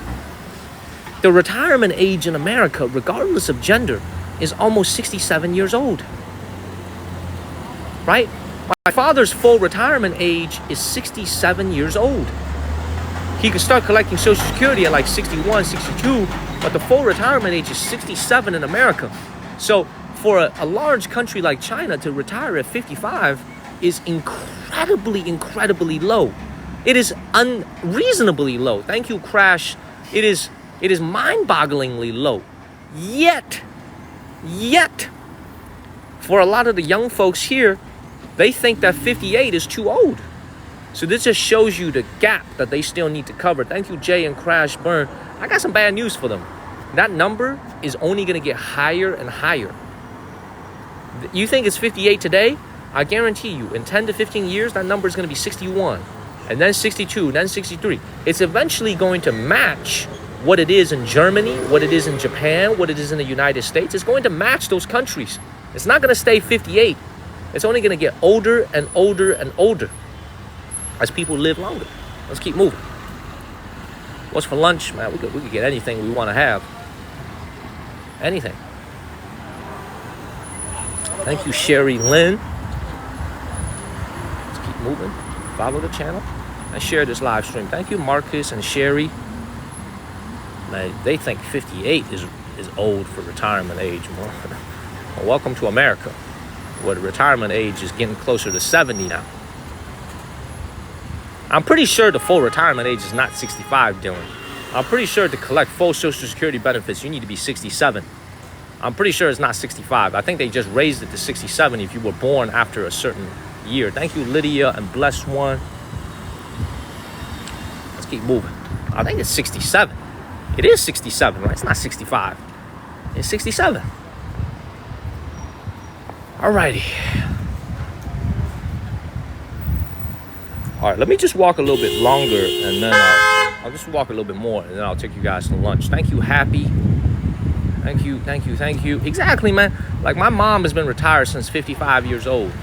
I think my mom will be able to live realistically till at least 90 to 95, which means for almost half of her life, 40 years. Thank you, Gail and Jolo.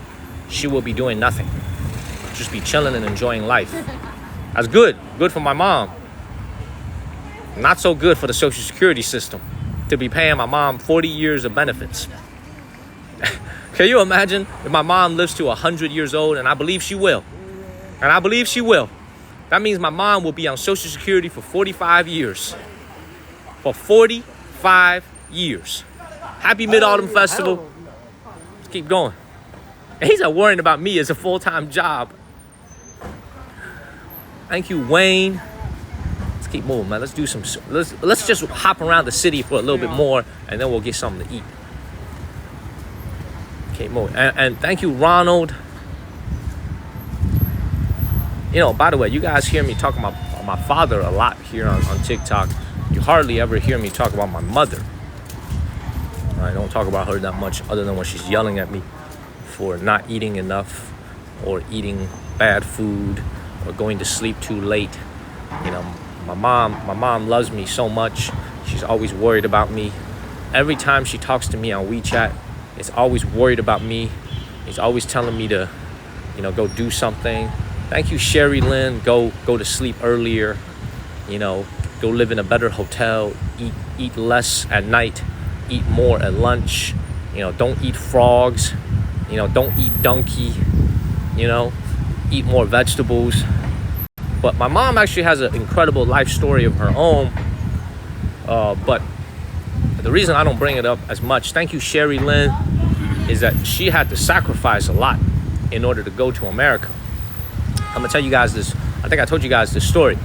When my father went to America in 2000, right after my dad went to the United States, my mother took me to Shanghai, to the U.S. consulate, to go and get a visa. She took me. I was a little boy. She had me by the hand, and she took me to the U.S. consulate. This was back then when they didn't have high-speed trains. They didn't have like major highways that connected Zhenjiang, my hometown, and Shanghai. So we had to sleep overnight at a hotel in Shanghai, and we had to go to the visa. We had to go to the U.S. consulate to try to get a visa. Rejected. Thank you, Bayou and Cesare. We were rejected on the spot. So my dad was already in America. He was working on his degree. The U.S. consulate rejected my mother and I on the spot. We couldn't even go see our dad. Thank you, Wayne. We got rejected on the spot. Okay? My mom is the stud in the family. Absolutely. We got rejected on the spot. Then my mother got rejected on her own 3 or 4 more times. I can't remember how many times. She would take a day off from work as a doctor. She would go to Shanghai to the U.S. consulate, get rejected. Get rejected again. Get rejected again. Eventually, in 2002, after a year and a half of my dad already being in America, she went to the U.S. consulate, once again, on her own. I think I told this story on one of the live streams before. She went to the U.S. consulate on her own. There was a young Caucasian guy, like 25, 26, 27 years old. Now that thank you, Linda. Now that I'm an actual, American, and I know how American society works, that guy probably just graduated college a few years ago, and he's like, you know what? Let me go and move to China. Let me get some experience living in Asia. And he somehow got a job at the State Department and working for the U.S. consulate, right? Well, that was the person who was reviewing my mother's visa application at the U.S. consulate. And that's the guy who gave my mother an approval. Okay? After 4 or 5 rejections, she finally got the approval. A week later, just 1 week later, my mom took me. Because she got her visa. I need to get my visa now to go to America, right? I don't have a visa. My mom takes me to the U.S. consulate in Shanghai. I was 2002. I was 11 years old. Takes me there, and it's the same guy. Because you have to call your number, so you don't know who's gonna be your person. It was the same guy who gave my mother's visa a week ago, and the first thing that he says when he saw my mother was, "Oh, it's you again." First thing that he said when he saw my mother and me, he said, "Oh, it's you again." My mother was like, "That's right. The boy misses his father. He needs to go see his father." So that's why I'm telling you guys, this is why I'm so religious and I'm so superstitious. I believe in fate. Chinese is called Ming. You know, I believe in fate. I really believe in fate. I believe it. I believe in fate. I believe certain things are just meant to be. Thank you, Wayne and Sherry. This is why I'm so superstitious. This is why, I have such a... Thank you, Linda and Sherry. This is why my mindset is so wired the way it is. Because I've just seen things in my life that just cannot be explained any other way other than fate. Does that make sense, man? So it's and then that gentleman, of course, gave me the visa. My mom was like, at that point, my mom is such an amazing woman. She was like, look, after I got rejected for the first time, after I got rejected for the second time, after I got rejected for the third time, after I got rejected for the fourth time, right? Keep getting rejected by the U.S. consulate. Thank you, Jeff and Elsa. My mom was like, well, there's really nothing to lose anymore because I keep getting rejected. Thank you, Jeff. So my mom is like, starting the time that she got approved, she was like, I got nothing to lose. I keep getting rejected anyway. So she was like, as soon as I see the immigration officer at the consulate, I'm just going to go up to that person. I'm just going to start talking. But hi, I need to go see my husband. I haven't seen him in a year and a half. Blah, blah, blah, blah, blah. Just keep talking. Talk their ears off. Why? Because there's nothing to lose. What's the worst thing you could do? The worst thing you could do is just reject me. You know what I'm saying? She was like, man, worst thing you could do is just rejection. All you could do is just reject me. So let's keep it moving. It was not a tourist visa. It was a student-dependent visa, which for most Americans back home, they probably have no idea what the hell that is. What a student-dependent visa is. My father was on an F1 student visa as a master's degree student. My mom and I were on F2 student visas as student dependents. To an American back home, they probably have no idea what the hell that even is. But for a lot of Chinese people who are watching, they know what that is. They know what an F1 visa is. They know what an H1B is. They know what an F2 visa is. That's what my family was on. Thank you, Wayne. That's why it was hard to petition. So like I said before, I'm telling you guys this. There are immigration officers out there who know less about the American immigration system than my father does. My father knows everything about the American immigration system. H1B, F1, F2, he's been on everything. My dad has done it all. Green card process, citizenship process. He's done it all. He's seen the entire American immigration process up close and personal. He knows everything about it. Thank you, Sherry.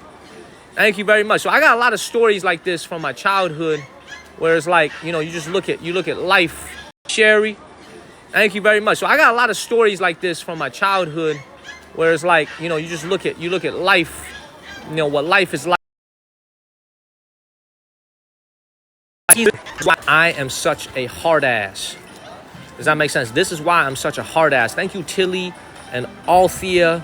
This is why the person that you see in front of y'all is such a hard ass, because I've seen it all. Thank you, W Blower, Melon, and Tilly. You know, follow the channel. Share this live stream, y'all. Hit that follow button, y'all, and share this live stream. Let's keep it moving. That's why I'm a dog. Thank you, Tilly. That's why I'm a dog, you know. You ever see a dog like me? Thank you, Wayne. You know why I'm a dog? Because I've seen all this stuff, man. I'm telling you, I know how all this stuff works. You know what I mean? Sometimes when I'm streaming on TikTok, I just feel like talking about it. Thank you, Mandy.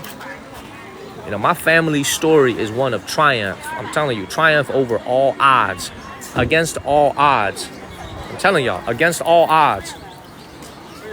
Can you believe it? My mom was rejected 4 times from the U.S. consulate. Rejected 4 times. She never quit. Let's keep it moving. Man, look at these. Oh, so adorable. Look at this.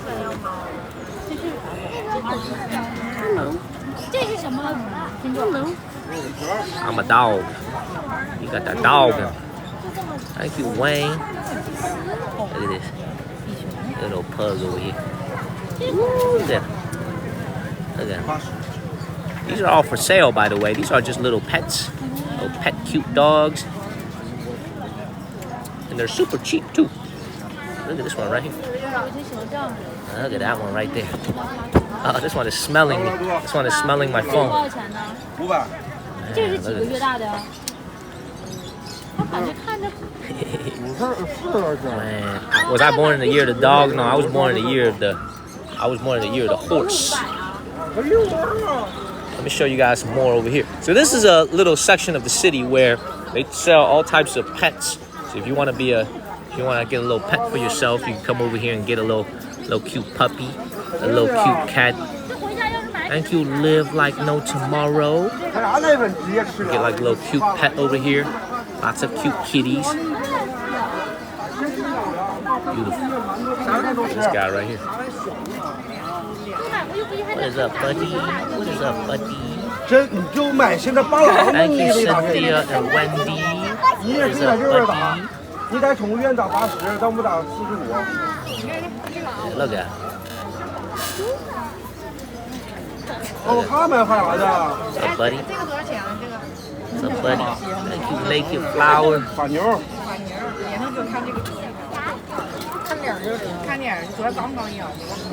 You're beautiful. Thank you, Wendy. Thank you, Lee. Thank you, Gail.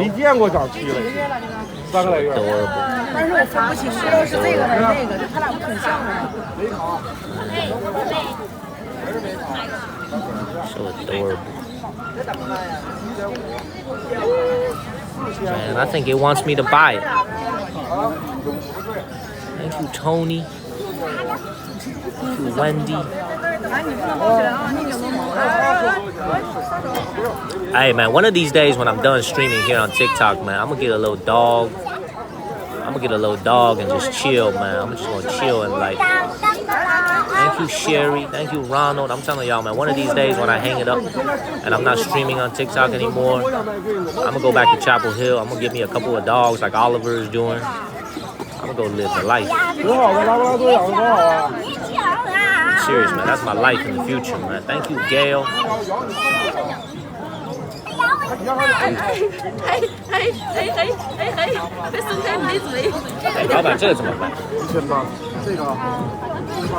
This is actually expensive, man. This is 1,800 yuan. So this is $250. This is $250 for this guy right here. $250. $250. Thank you, Ronald.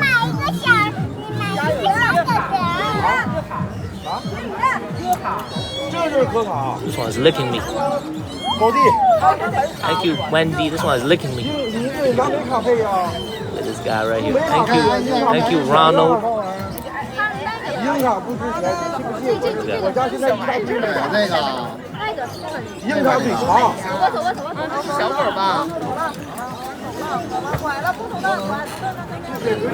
Thank you, Dennis. 他们都打过针了吗？全秒全齐了。哦，都齐了。全齐了，要能随便就拿。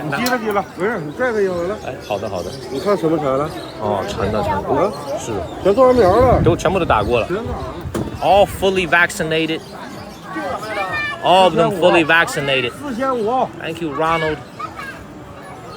Man, this is my favorite one right here, man. This dog right here is my favorite one. Thank you, Jesus. They're all fully vaccinated. 这没试过，要毛长了谁也不住家，一大身毛谁能让他上家里玩去洗澡？ Man, Dylan, I don't want to keep asking for prices because I'm not buying anything here, so I don't want to keep bothering the man. Well, this one is adorable. Thank you, Jay.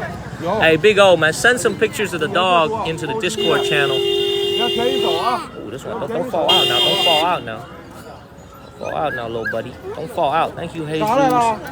All things, don't fall out. Thank you, Michelle and Jesus. 拜拜，我小宝贝儿。 Look at him. Don't fall out now. Don't fall out. This guy right here. Thank you, Jesus. Thank you, Jay. Man, thank you, Hyotu and Jesus. Thank you, Hyotu. I want to get one so bad. Thank you, Gene and Jesus. Watch out. Don't be falling out. You're going to fall out. No. Don't fall out. Don't fall out. All right, let's go ahead and get up out of here. Thank you, Sherry, and all things. Horrible. See you later, buddy. I wish Pugs was here to see this. Thank you, Sherry and Wayne. What you trying to do, buddy? Trying to escape? Thank you, Sherry and CKC. What you trying to do, buddy? You trying to escape? Trying to escape?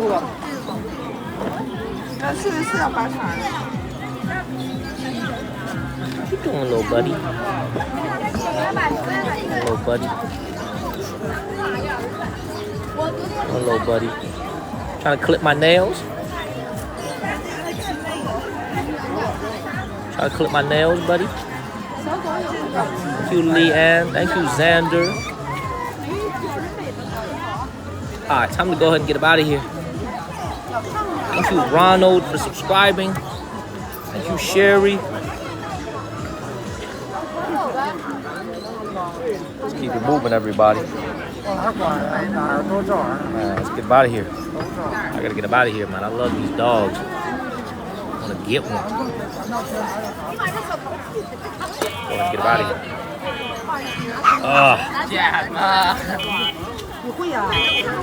Man, this is cuteness overload.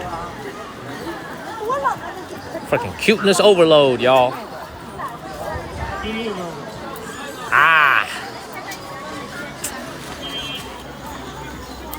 I want to get a dog now. Cuteness overload. Yeah, there's pet-friendly hotels. You just have to pay a little bit more.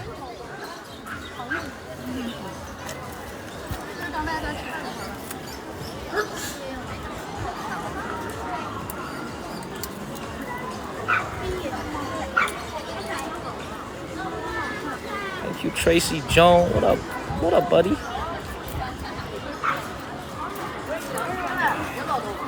Thank you, Sherry. So this right here is a area of the city known as the Pet and Plant Shopping Street. So you could come here, you could buy plants. Like this plant right here is only 20 yuan, so it's only $2.80. You can see there's a lot of people over here shopping. You could buy a pet over here, you could buy some plants. And this is a neighborhood type of place. Thank you, Petunia. It's a neighborhood type of place And here today, you probably have a little bit more people than usual because it's Mid-Autumn Festival. But usually, see, that puppy was actually pretty expensive. Usually the puppies are pretty cheap. But this is actually pretty expensive. What's this dude about to do?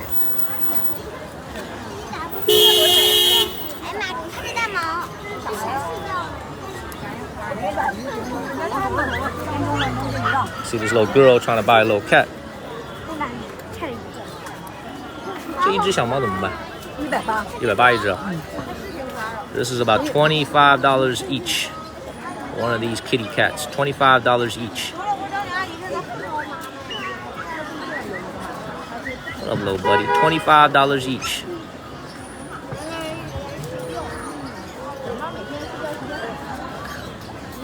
And you can negotiate too. I'll probably get it for like $15.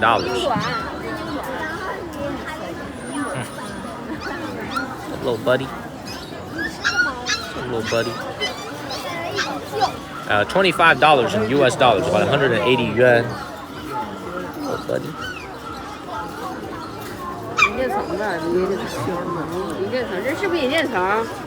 Yeah, man, there's a lot of dogs over here. But I'm not buying any, so I don't want to keep looking because it's going. I feel like I'm gonna take out my WeChat and buy one. I gotta be careful, man. I don't want to, cause I'm on the road traveling every day. Oof, a lot of dogs over here. This guy right here. This boy right here. This old Shiba right here. Look at him. Look at this guy. Shiba Inu.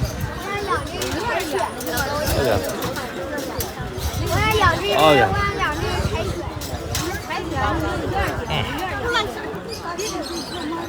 Oh man. And they also sell birds here, so you can see it's probably the cutest area over here. Hello, little buddy. Hello, little buddy. You want me to take you home? Hello, little buddy. Hello, little buddy.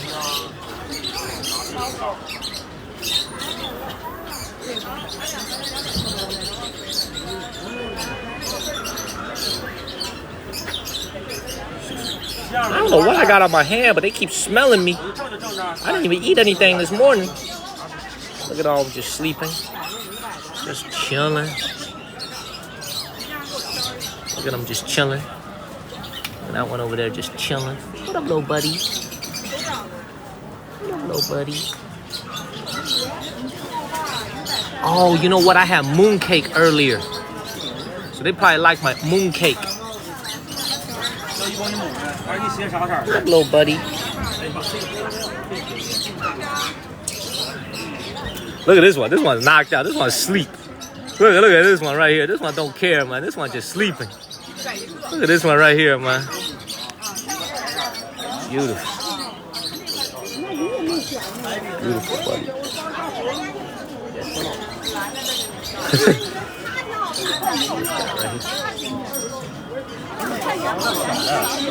Thank you, Jay. Oh, it just woke up. Oh, he just woke up. He's like, what's going on? He just woke up. Thank you, Wayne and Sandy. Oh, what you just sleeping? You were just sleeping just now. Thank you, DJ Mo. You were just sleeping just now, buddy. I'm telling you guys, my American life will be complete when I go back to North Carolina one day and I live the life like Oliver. I'm serious, man. My American life will be complete. I married a girl. I have like 2 or 3 kids. And I have 2 dogs running around. My American life will be complete. I will want for nothing else. Thank you, Oliver and Tommy. Oliver, you are a very lucky man. You lucky man. You are very, very lucky. You are living the life that I'm trying to get to. Thank you, Petunia and Gail. When it's time for me to settle down, I will be coming back to North Carolina, man. I'm going to get a couple of dogs, and I'm just going to relax and chill and just enjoy life in Carolina, in Chapel Hill. This is honestly the reason why I love looking at dogs and cats over here, because it reminds me of the life that I want to have one day. You know what I'm saying? It reminds me of the life that I want to have one day. You're so beautiful. You're so beautiful, buddy. You look a little sad. Why do you look a little sad, baby? look so sad. Thank you, Big O. No, he does look a little bit sad. Look, little buddy. This guy's sleeping right here. Look at him. Look at him. Not a care in the world. Look at him. Thank you, Kick Ass. Look at him. I wanna touch his cheeks real bad and wake it up, but I'm gonna let it sleep. Thank you, Kick Ass. Look at him. This one's sleeping right here, man. Look at him. Look at him. Look at him. Look at him, man. Look at this dude right here. Look at little cute doggy over here. Look at him. Thank you, Wayne. Oh. Thank you so much, Wayne.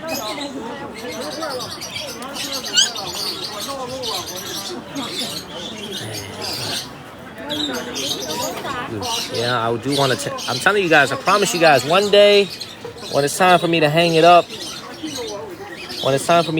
one day, get a couple of adorable dogs just like this. I'm gonna train it ever since I. 哎，老板，他们都打过针了吗？都打1针，都打2针的。都好。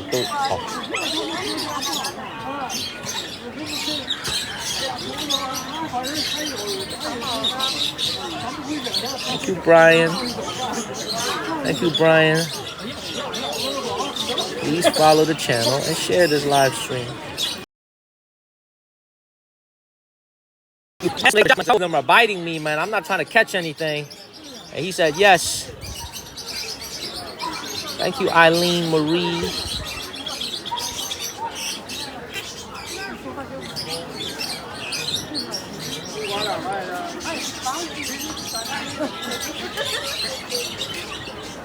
Thank you, Irene Ham and JP. Oh, it bit me. Thank you, Gail. This one just bit me. Thank you, RZA and Charles.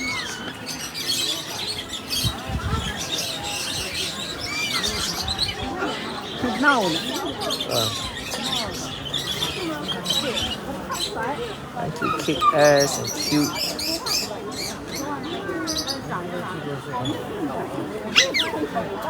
Ezra, Lily, thank you so much. Ah, biting me. Ah, you're also biting me. Biting me. Ah.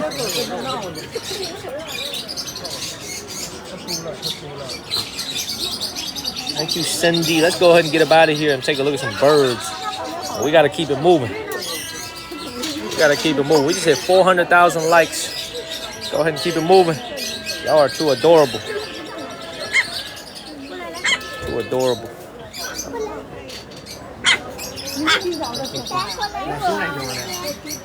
This one just woke up. Like me in the morning. Look at that.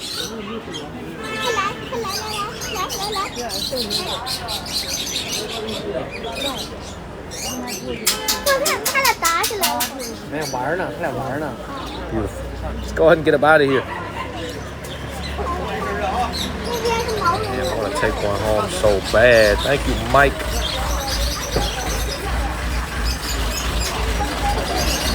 I want to take one home so bad. Now, they also sell birds here. You see, these are all for sale.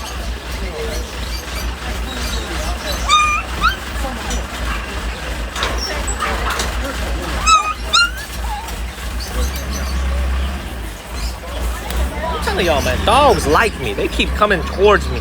They like me. I'm serious, man. Dogs like me. This dog right here is $14. I'm sorry, this bird over here is $14 each, 100 yuan each. $14.20. I'm telling y'all, man, dogs like me.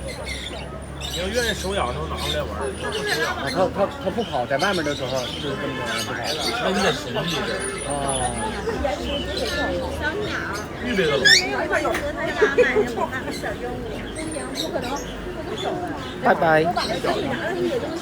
Bye-bye, buddy. Bye-bye, buddy. There's actually a lot of people at this market over here, and most of them are actually shopping for groceries.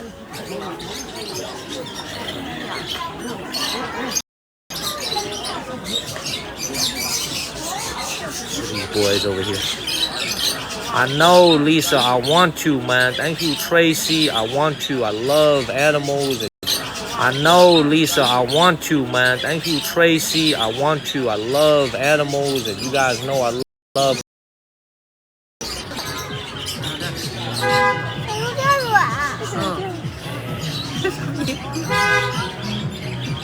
Dakota.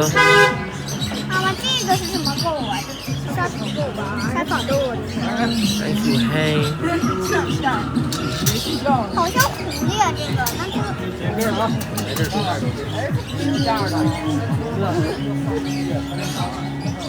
Man, thank you, Purple. Let's go ahead and get up out of here. Oh man, I'm telling y'all, man. Wait till I get settled down in life. Thank you, Ezra and Kathy. Wait till I get settled down in life, man, and I have a nice big house with a big backyard. Wait till I get a nice big backyard in my house. I'm telling y'all, man. Wait till I get a nice big backyard in my house. I'm gonna get me some animals. Thank you, Big O and Kathy. I'm telling y'all, man. Big O, count your blessings. You lucky man. You're a lucky man. You are a lucky man. Let's keep moving.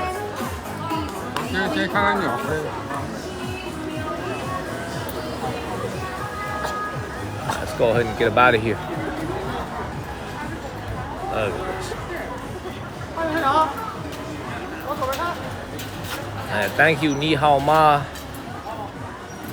Just wait till, I'm telling you guys, man, just wait till I get a big house with a big yard. Wait till I get a big house with a big yard. One day. What up, buddy? You still sleeping? You sleeping? Thank you, Alines.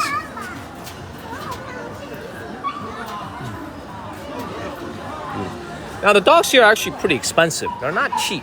Usually, I've seen them like much cheaper at some like, remember the farmer's market we went to like a couple weeks ago?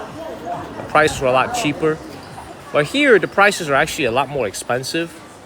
I've like $30, $40, some even like in the hundreds of dollars, $200, $300, $400 for a dog. So pretty expensive. Not cheap. This is not a place to get a deal. Actually, I'm surprised by that. It's actually very, very expensive. Hold on, let me get a drink of water. I've been streaming for a while. Let me take a little break. Get a water break. Let me get a water break real quick.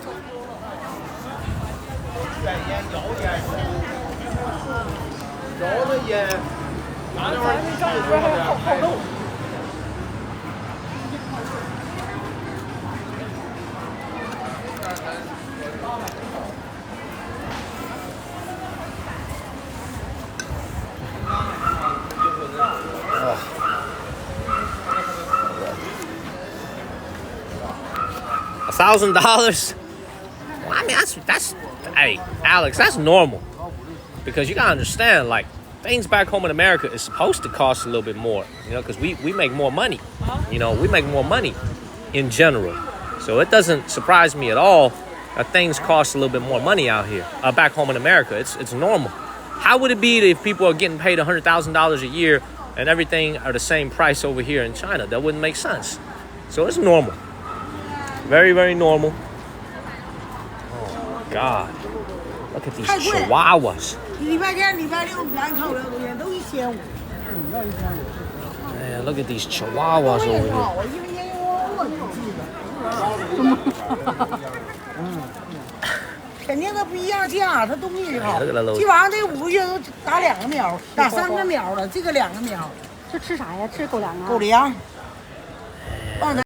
Right here.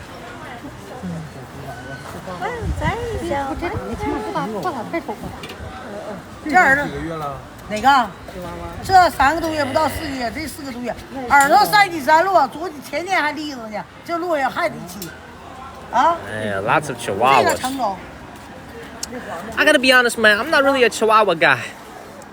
I like the puppies that I saw a little bit earlier, man. I'm not a big chihuahua guy. I must be honest. I'm not a big fan of chihuahuas. See, this is my type of dog right here. My type of dog right here.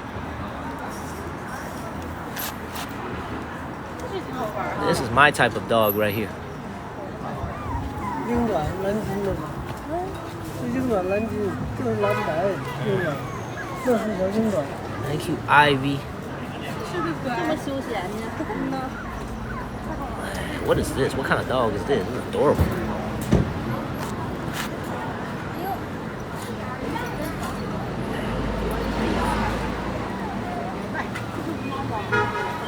Maltese.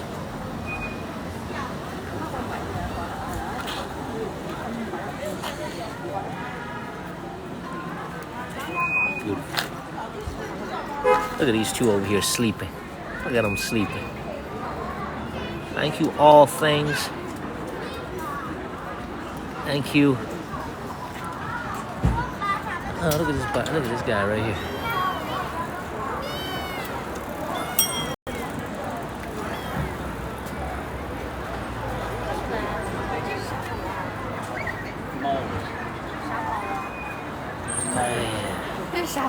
Thank you, Jason.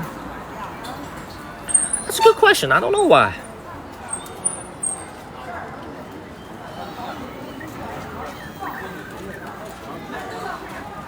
I don't know why. By the way, I like how this dog and this cat are getting together in the same cage with no problems.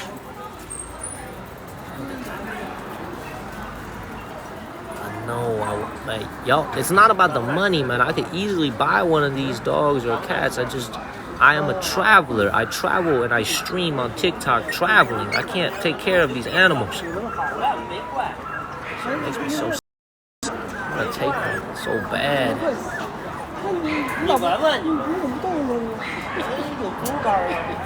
Here you come. Here you go. Thank you, Jean.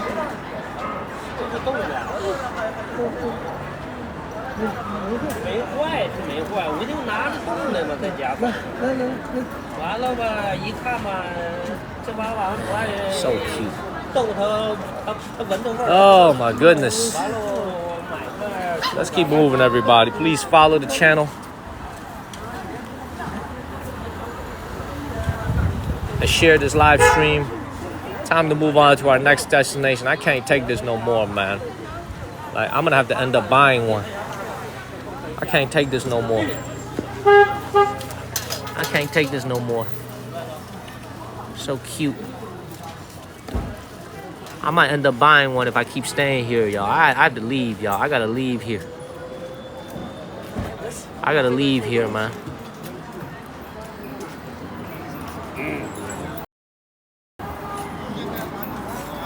I gotta go and get up out of here. They're so adorable. This guy right here. Thank you, Char.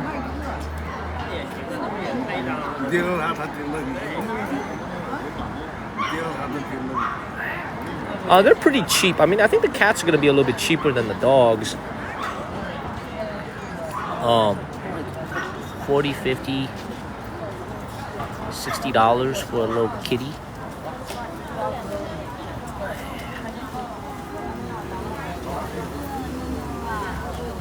Oh my God. So adorable. I gotta get up out of here, man. I gotta get up out of here. Look at it. Alright, this is the last one I'm looking at, man. This is the last. I'm leaving this neighborhood, man. It's cuteness overload. Thank you, Marlo. Thank you, Marilyn.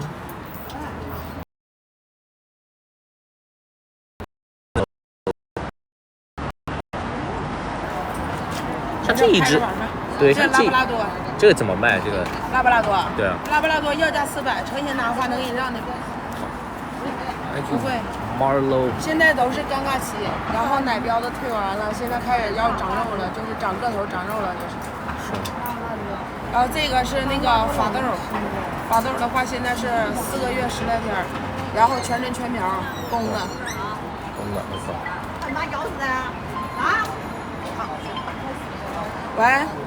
The little lab over here is about 300 yuan. So this one right here is about $40, $42, $43 for a lab, for a little baby lab. This is a French She said this was 哎 like 呀， a 对了 French， something. 你先别回去啊， So 你 this 搁 is a little 车 bit 里 more 头或者搁 expensive. 你家里头给我找找门钥匙啊，我这门钥匙他妈不知道 This 装 is 哪 about 去了。 4 months old. Got all its shots. 4 months old. Waiting for a new owner.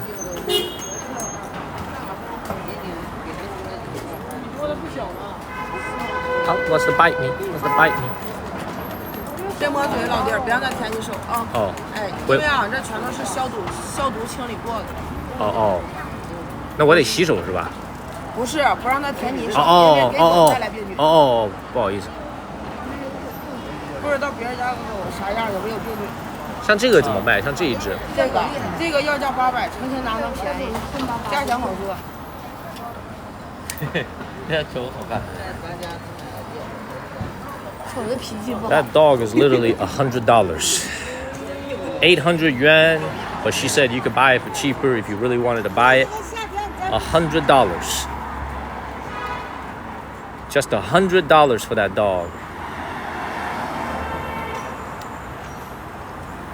Man. I gotta get up out of here, man. I have to get up out of here, man, or else I'm gonna do something I regret. Like bringing a puppy with me back to my hotel. I need to go ahead and get up out of here. Let's go to our next destination.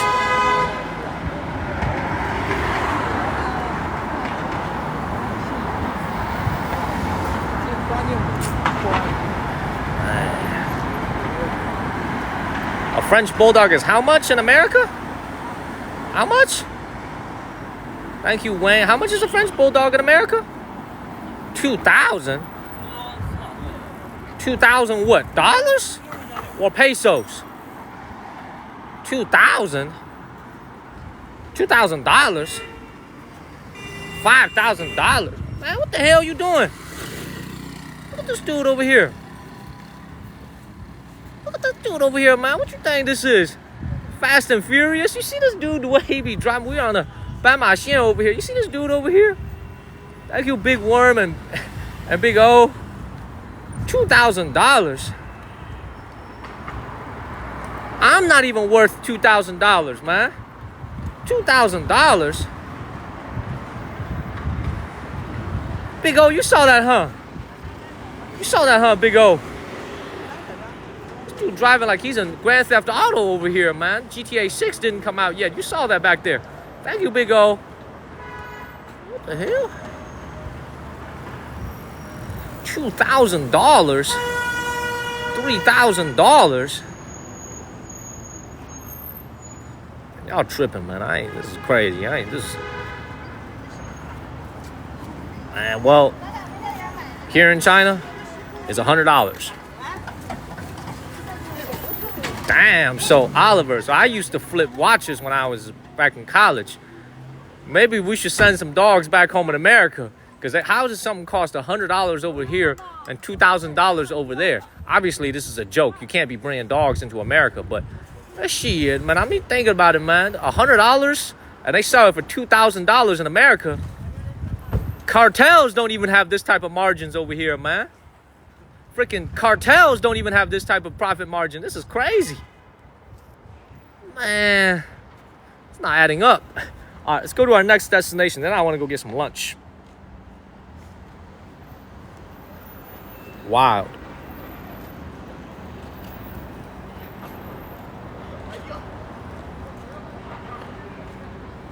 That's crazy.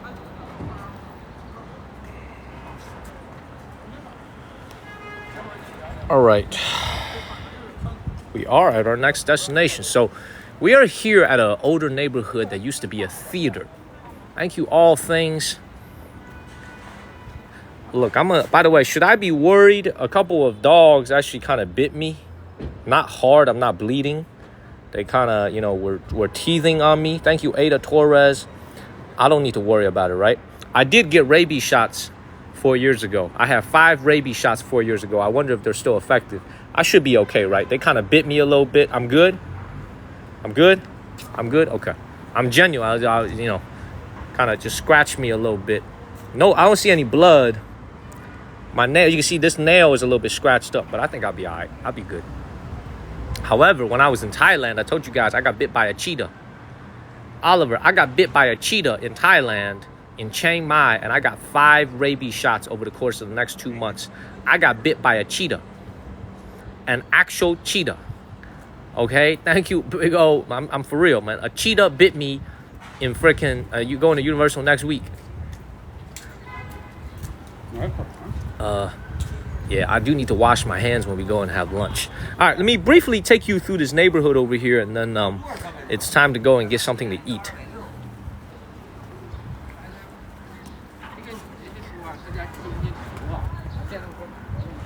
This neighborhood over here. It used to be. Thank you, Nicho. Yeah, I got bit by a cheetah. Y'all think this is funny, huh? I got bit by an actual cheetah at Tiger Kingdom in Chiang Mai. And the very same night, I got my first rabies shot, followed by 4 more rabies shots. Actually got bit by a cheetah. Oh, got bit by a cheetah. All right, let's just go get up out of here. I was taking a photo with the cheetah. Okay, the cheetah was standing right next to me to my right. I was taking a photo with this cheetah. And the cheetah just turned around and put his arm around my right arm, put his mouth around my right arm. And it didn't hurt or anything, but I did notice a scratch. So I had to go get a rabies shot that very same night. What'd you say?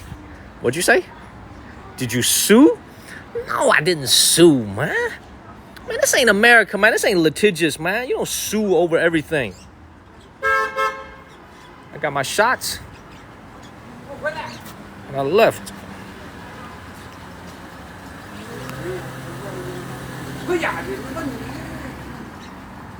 All right, let's go to our last destination, and it's time to go get dinner. I'm gonna go get lunch.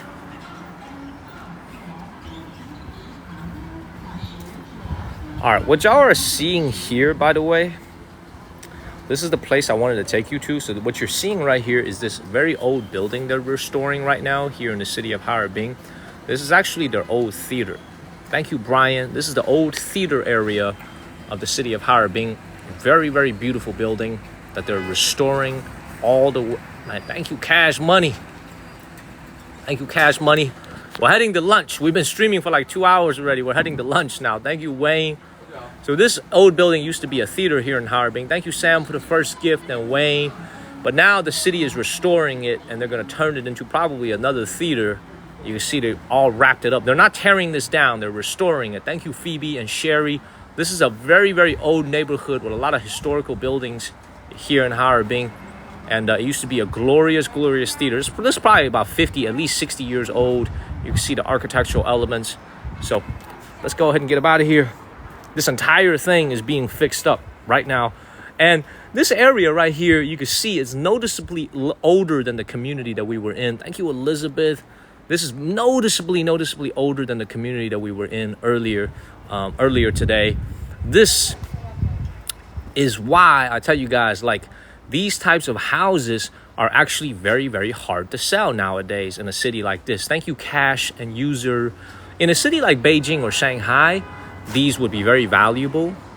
But here in the city of Harbin, these homes are actually very hard to sell because people don't want to live in these older buildings anymore. Thank you, Helena and Ernie. They want to live in those big condominiums that we saw with the elevators, with the very nice amenities. These places are pretty hard to sell, but they're actually very nice homes. Look at how big the windows are. Beautiful. Now, if you look at, let me come over. Ooh. If you come over here and you check out this building over here, you see the windows and everything. Like, this is an actual theater. Look at this. Thank you, Brian. You know, you guys know my name is Daniel from the state of North Carolina. I stream every day in China. Like, this right here, honestly, if it wasn't because it's a historical building, they would tear it down. But look at how beautiful this is. It's an absolutely gorgeous building in the city of Harbin. Home ownership level, absolutely. In the city of Harbin, home ownership level is well over 90% in this city. Because in here in this city, the housing prices are actually very affordable compared to Beijing or Shanghai or Hong Kong, China. So most people who live in the city of Harbin own a home. Now, the quality of their home may be something a little bit older. Like this home right here is probably worth maybe $100,000, $120,000, depending on how large the home is. But most people still own a home from the 90s or the early 2000s when the housing prices was far cheaper. When you think about renting a place here in this older building, you can get away with less than $200 of rent and get you a very nice and spacious place here in this building. Less than $200 of rent gets you a very, very nice apartment here. $200 in rent. So, and you get plenty of sunlight. So this is why like I said, I'm liking Harbin as a city more and more. Thank you, Han10, because the rent here is a lot cheaper. Thank you, Sharon and Marcy. The food, everything, cost of living is so much cheaper than a Beijing or Shanghai. So this is why people love to come out here on tourism, because it's also cheaper to come here versus a Hong Kong or Beijing. Hotels are cheaper. A lot of attractions are cheaper. Just a cheaper city to live in general. So let's go ahead and get up out of here. By the way, really glad to see this old building getting restored here in Harbin. You see that? Please follow the channel and share this live stream, man. My name is Daniel. I stream daily in China. Please follow the channel, everybody. Hit the follow button. I stream daily out here, man. I'm from the state of North Carolina in Chapel Hill. Thank you, all things. We are seen by hundreds of thousands of viewers every single day here on TikTok. I show you guys what real life is like out here in China. My home is in North Carolina, but I've been living in China for close to 6 years. And I stream daily here on TikTok and only on TikTok, nowhere else. So please follow the channel, everybody. These homes are probably late 90s, mid 90s, older communities. Beautiful, man. Thank you, Night Wolf. And this is why, like, I'm telling you guys, man, this is like also the difference between if you're living in America, if you're living in North Carolina versus you're living in New York City. If you're living in New York City, the cost of living, thank you, all things, is so much higher. That's the equivalent of living in Beijing or Shanghai. Thank you, Lena, and all things. Hit that follow button, everybody. When you live here in the city of Harbin, it's like living in Milwaukee. It's like living in Detroit. It's like living in Cleveland. So much, Charlotte, North Carolina. So much lower cost of living. All these people are, by the way, coming from the area that I'm taking you guys to, which is a vendor street. Thank you, all things. That has a lot of shops, a lot of stores. Make sure y'all follow the channel, everybody. Yeah, we're about to have lunch very soon. How many people watch this live stream today? We should be having 100,000 viewers at least already. And lunch hasn't even begun yet. Let me see real quick. 83,000 views. Over 70,000 viewers in 2.5 hours. I'm going to say this again, y'all. Yesterday, 2 live streams. Yesterday here on TikTok, 2 live streams. Over 2,000 new followers on the way to 300,000. 328,000 views yesterday. Thank you, Typical Caliber and Pui Thames. 328,000 viewers yesterday across 2 different live streams. Amazing. We are growing like crazy. Happy Mid-Autumn Festival, everybody. Follow the channel. Let's keep it moving. All right, hit the follow button, y'all. Let's keep it moving, keep it moving, keep it moving. And you can see all the buildings here are old. Look at this. A lot of Art Deco vibes, man. I know, Lee. Our views were creeping up quite a bit. I saw that. Beautiful. That follow button. My brother, man. What's up, everybody? If you're watching me for the first time, y'all know my name is Daniel. I stream daily from China. Y'all gotta hit that follow button. Look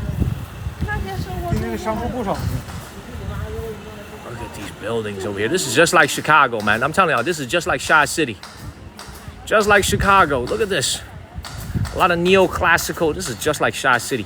This literally looks like Pilsen, Bridgeport in Chicago. Thank you, Mark. Happy Mid-Autumn Festival, everybody. It's past midnight for most folks back home in America now, so I can now officially say Happy Mid-Autumn Festival to everybody back home in America. The West Coast is not midnight yet, neither is Mountain Time, but Happy Mid-Autumn Festival. It's Tuesday. Happy Mid-Autumn Festival, everybody. Keep going. All right, let's go to the streets, and then it's time for us to go get something to eat, because I am hungry. Thank you, Chufa. I've been streaming for close to 3 hours now. I'm hungry. I am very hungry. Thank you, Sweet Tooth. How's the signal, everybody? Thank you, Kurt. There's a lot of people watching, taking a toll on the bandwidth. How's the signal? Is the signal good? Thank you, Drea Lee. Thank you, Drea. How's the signal's good? Thank you, Chuck. Signal's good? Okay. There's a lot of people watching right now.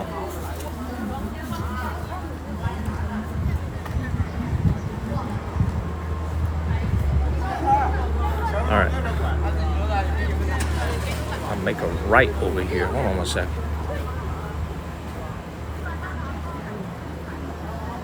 Hold on one second. Let me check my directions real quick.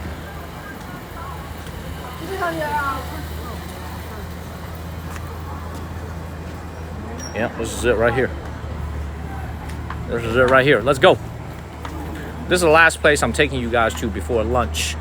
Is a commercial shopping street that is built right here in the older, in this older shopping area. A lot of the older buildings. That's gonna be the last place we go to, and then it's time to grab lunch. And then I need to recharge my phone. Thank you, Nas. Like left.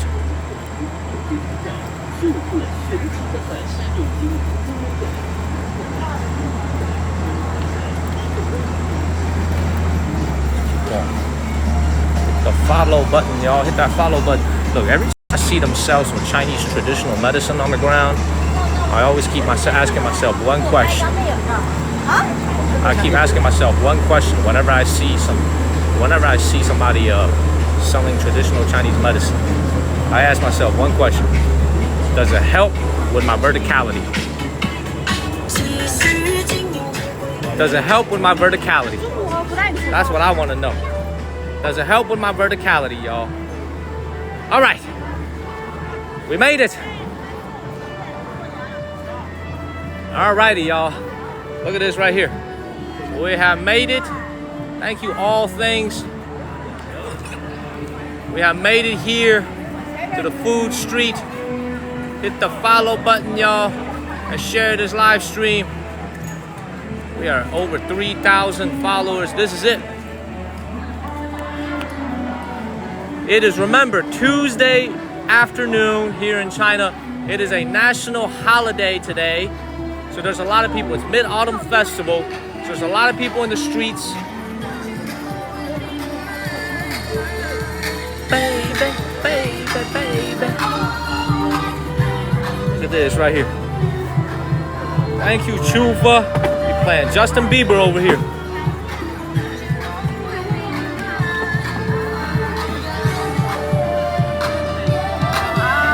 Everything they sell inside is Russian. But I'm not gonna go in, man. We're gonna keep moving. Hit that follow button and share this live stream, y'all. It is lively. It is popping. This is the old historical district of Harbin. Okay, I believe it's called, what's this called? 中华巴洛克历史文化区. It's called Chinese Baroque, the district of history. So you can see all these buildings here. I'm guessing that means they're all built in an old Baroquean style. Okay, and I don't like that word Baroque, by the way. It rhymes with broke. I ain't trying to be broke, man. I don't like that word, man. I don't like this Baroque word. Sound like somebody broke. I don't like that, man. Baroque sounds like broke. Let's keep moving, y'all. Follow the channel and share this live stream. There's a lot of people here indeed. We got over 3,000 shares already. Yeah, this is a little bit different from we were at the very first night that we were here in the city of Harbin.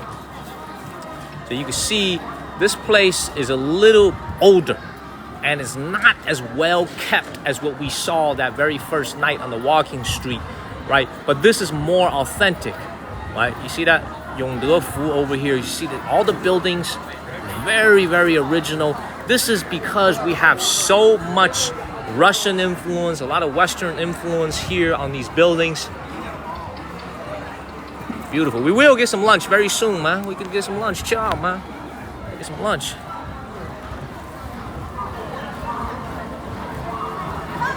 Thank you, Duda. We might get some Russian food again for lunch. Let's see if they have a decent restaurant over here. Beautiful.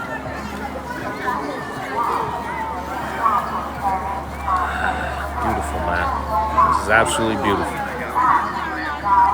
Look at this. Man. Absolutely beautiful. Let's keep the comments flowing, everybody. Let's keep the comments flowing.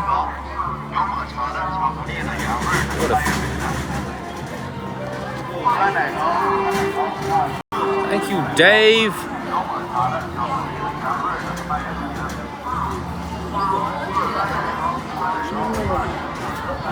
Thank you, Gidget. All types of food. I'm telling y'all, man, all types of food over here.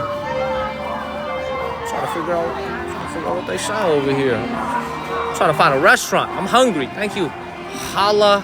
Thank you, Holly. Thank you.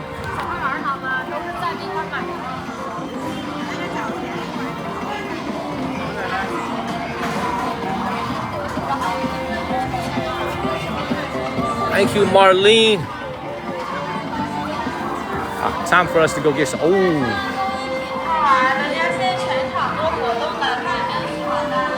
This one right here, man, I'm telling y'all this. You talk about Russian influence.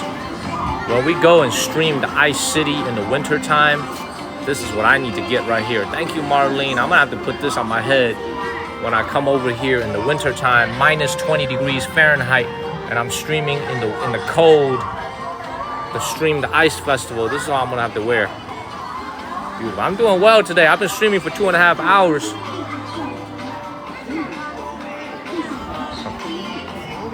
We're gonna keep moving. I'm trying to find something to eat.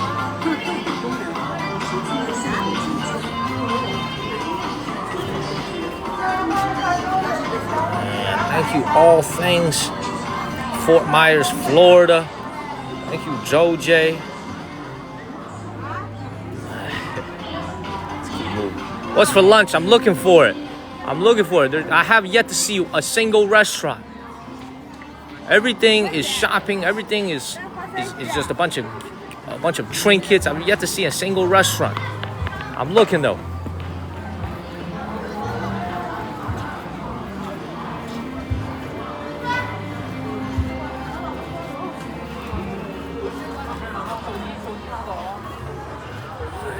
Galveston, Texas.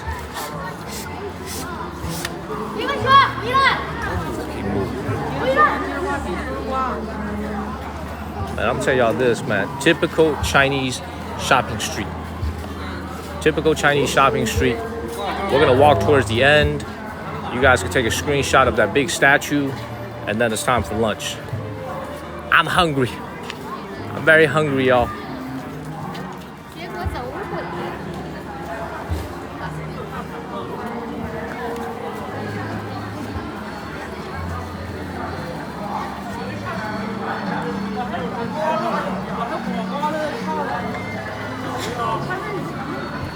Thank you, All Things.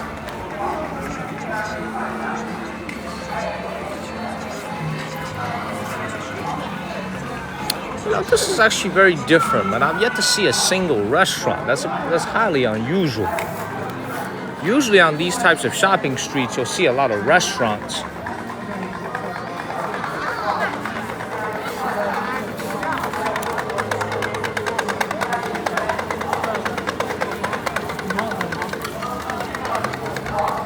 Love that, man. Look at this. Hit that follow button and share this live stream, y'all. There's no food court, it's outdoors. We're at 93,000 views already. Over 500,000 likes.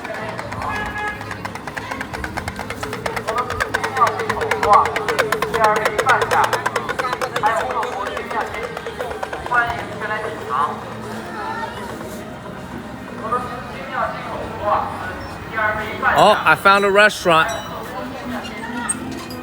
Oh, I found a restaurant. A Russian restaurant.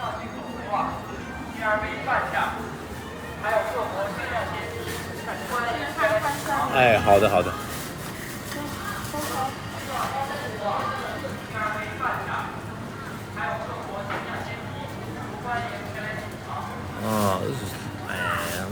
trying to have no burgers, man. I'm not trying to have no burgers. Russian food plus burgers.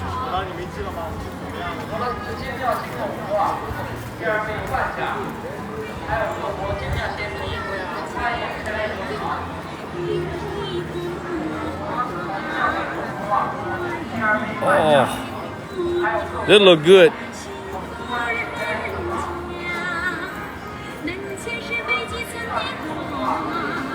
Woo.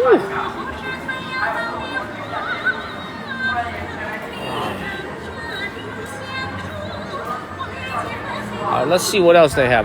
Somehow I feel like maybe it's not a good idea to eat on this street over here where everything is so expensive. Everything is catered towards tourists. So I feel like maybe I should go like outside. I should leave here. I think the restaurants should all be outside. I gotta leave the street over here. I think everything here is for tourists. Let me go on that street outside and I should be able to find a restaurant. I feel like everything here is just gonna be expensive.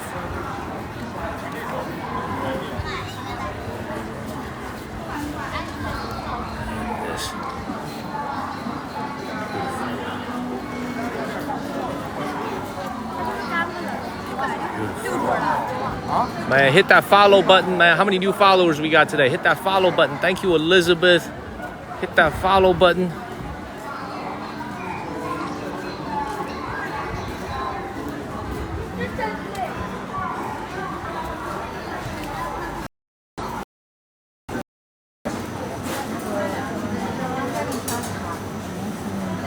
Elizabeth.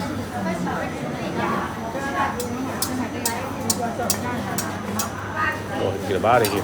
Signal's no good.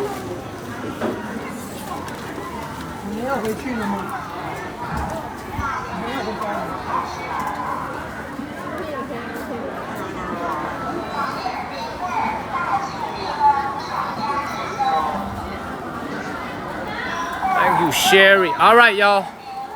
We are finally leaving this street, man. Just a bunch of stores. Now it's time for me to find something to eat.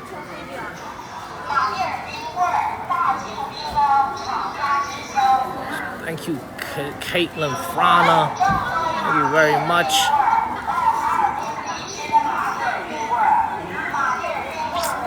Couldn't find a damn thing. Let's move. It's a statue of Guan Yu, Guan Gong. We've seen him before when we were in Shanxi province. Thank you, Caitlin. All right, y'all, let's go ahead and get up out of here. If we don't find a restaurant in the next few minutes, I'm gonna have to get off this live stream and come back in maybe like 30 minutes. I'm gonna have to find it on my Chinese Yelp app.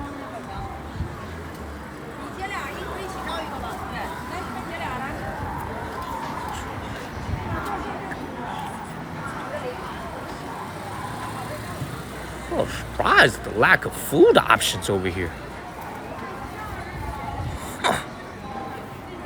Y'all don't want to go to sleep, huh? Y'all want me to stay on. Y'all don't want to go to sleep. Kind of surprised at the lack of food options around here.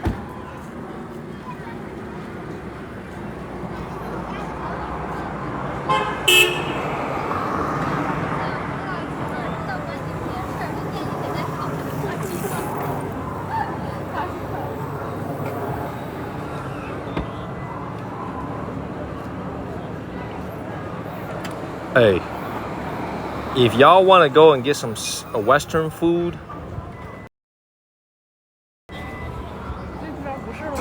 we could actually do it. Thank you to King's. That restaurant back.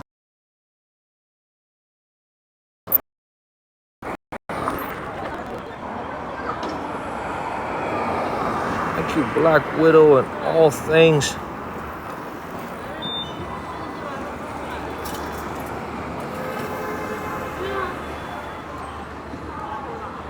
Hold on, let me see if my business partner sent me a place to go eat.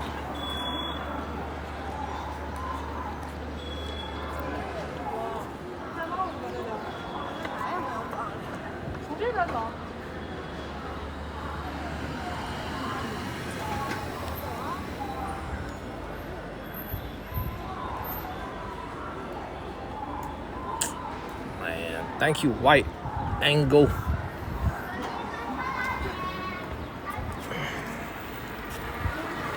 Ay. Hold up one second, I'm looking for a place to eat.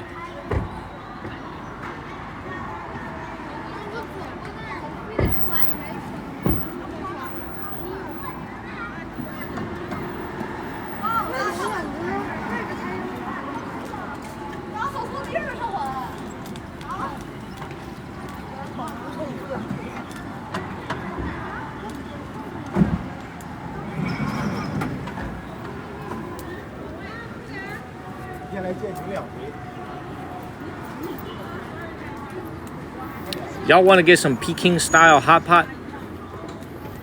This is about 400 yards from us. Y'all want to go get some old Peking style hot pot dating back to 1986? I want to do that. Thank you, Ash. Want to try that? This is old style Beijing style hot pot using a copper pot. Y'all want to give that a try? Thank you, Duda. Let's go give that a try. Damn, y'all don't sleep, huh? I love it.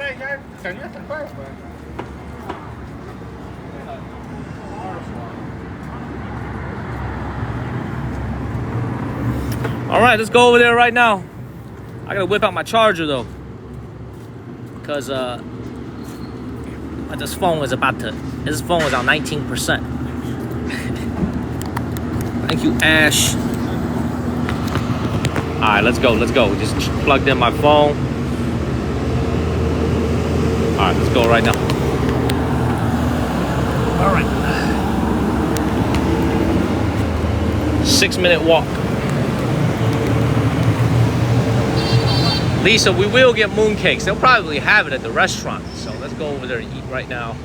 And I gotta pee real bad. I need to go use the toilet once we get to the restaurant. I gotta pee bad. All right, let's go right now. Thank you, Brenda. Be there in 6 minutes.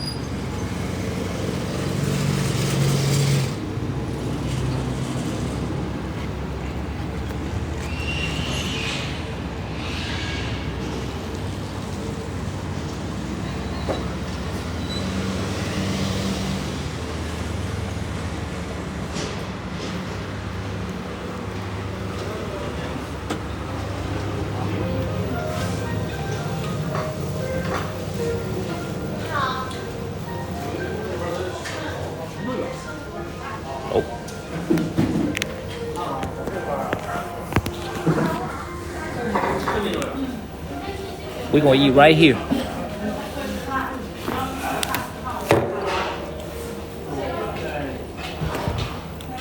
I found the perfect place to eat.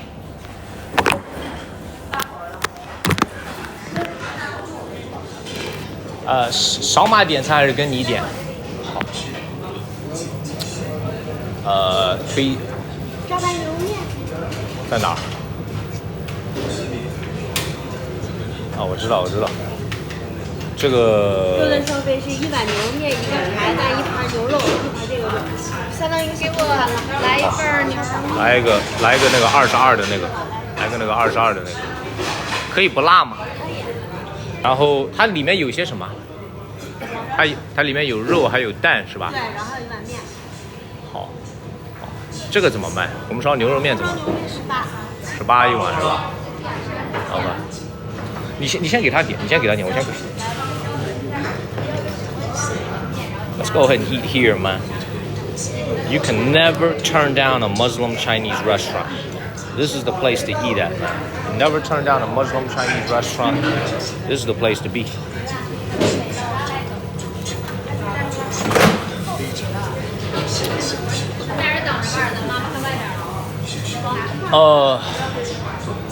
我来个这个肉蛋双飞，它加上一个下面的那个特色白，有一盘是吧？它里面有茶叶蛋吗？有是吧？再给我加一个茶叶蛋，再给我加个茶叶蛋，然后再给我，然后这个肉是牛肉加羊肉是吧？啊，就牛肉是吧？好。 它的味道跟这个不一样，是吧？一样的，哦，一样，都一样。哦，好，不要辣，不要辣。然后蔬菜怎么卖？来一份小凉菜，来一份小。这个和下拌一起的拌菜。我要那个绿的，我要那个。黄水啊。对对，我只要黄豆丝，我只要那个绿的。拌，然后给你拌一下，是不是？拌也不要拌，你就收我正常的费用，但是我就要那个绿的。只要黄瓜丝给你。对，这啥玩意儿？这是鸡骨架是吧？这啥玩意儿？鸡肝。鸡肝是吗？来个鸡肝，来一个鸡肝。Let me get a liver. Let me get one of these. 然后这都是我的是吧？对。好。阿姨，给我来一份凉拌菜，不用拌，就直接给我加一碟黄瓜丝儿就行。他那个，你们这儿有洗手的地方吗？给你拿票。好，谢谢，谢谢。这都是我的是吧？好。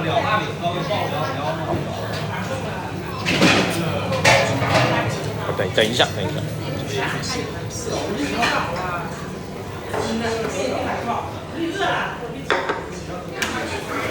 哎，完美。直播不太好意思。好，谢谢。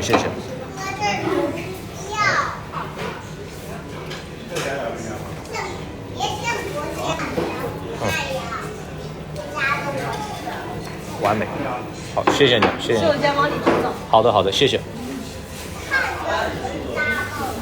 Alrighty. I knew there was gonna be a nice restaurant nearby. Boom. So for lunch, 32 yuan, $4.80 for lunch. Now, let me go ahead and prop up this thing over here. Should be in business.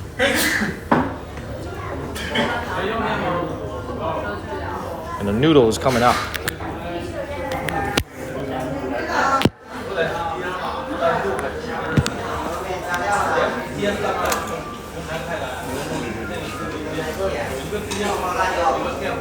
Yeah, Lee, I got the what's it called? I got the noodles coming out, but the first thing I need to do is I need to wash my hands because the dogs were licking me and biting me. So I gotta go wash my hands. Otherwise, I'm not gonna be able to peel these eggs over here. So I will be right back. I gotta go pee and I gotta wash my hands. Thank you, Gidget. So I will be right back. I'll be right back.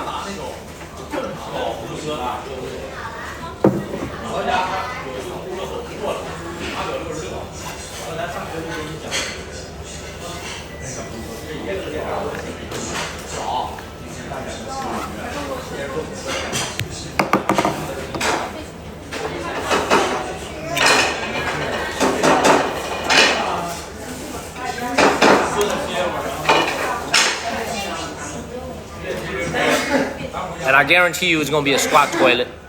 I got you, man. This is gonna be a squat toilet coming up. So I will be right back. I will be right back, man.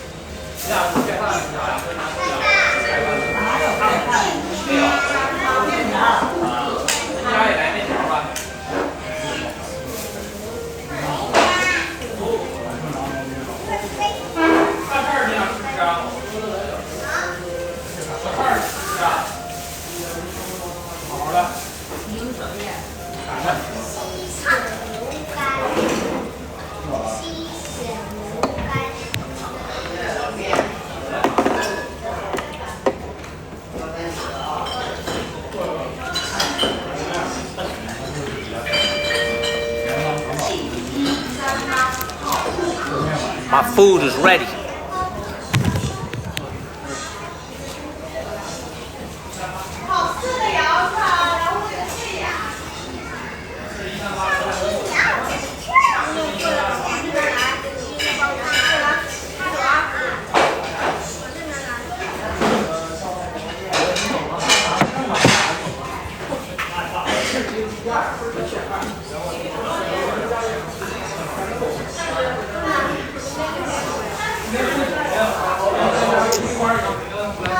Bowl of noodles.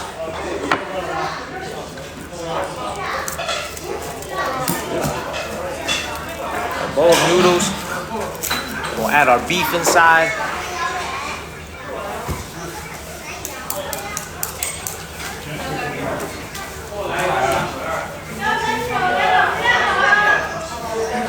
There's only one piece of beef inside, so we don't have not a lot of beef. We'll have to add these in here. Boom. Handmade noodles. Awesome. Go ahead and get these eggs peeled over here.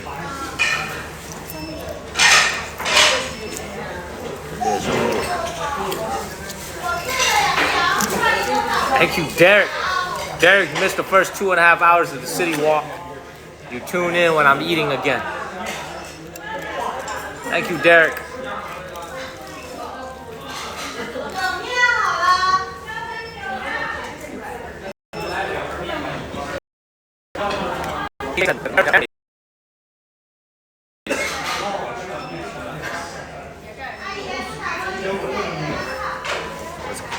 Let's dig into this, man. I did. I just washed my hands just now.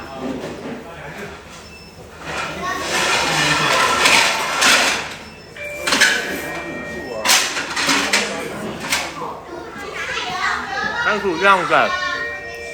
Thank you, Martha.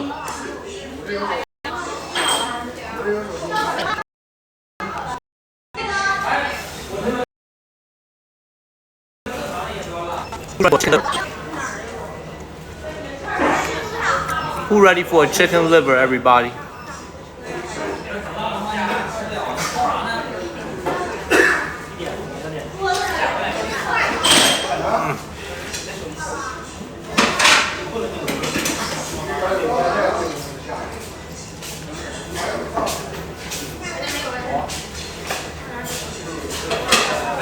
Put it in the noodle. Are we lagging? Lee was saying that we're lagging. Thank you, Crystal. Are we lagging? No, this has been marinated. Are we lagging? Are we lagging at all?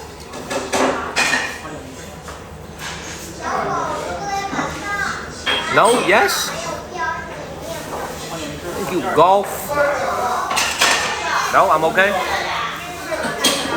Let me try to switch to Wi-Fi. Let me ask them if they have Wi-Fi. Thank you, all things. Let me go ask them if they have some Wi-Fi.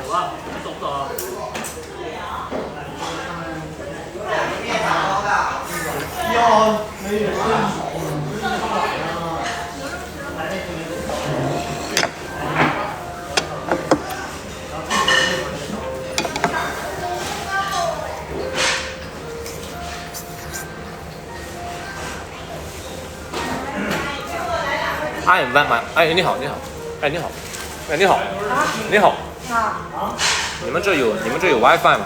没有。 I ain't got no Wi-Fi. Thank you, all things. I said, do you have Wi-Fi? She said, no. So we ain't got to worry about no Wi-Fi because they ain't got it. She said, no.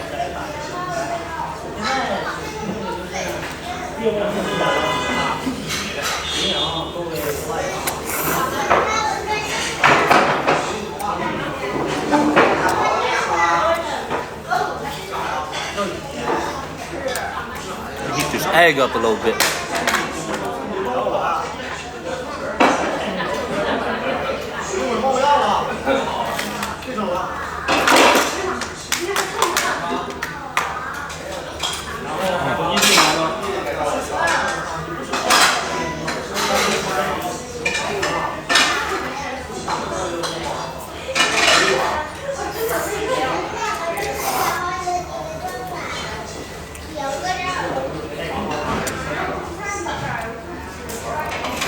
Y'all ready for the chicken liver?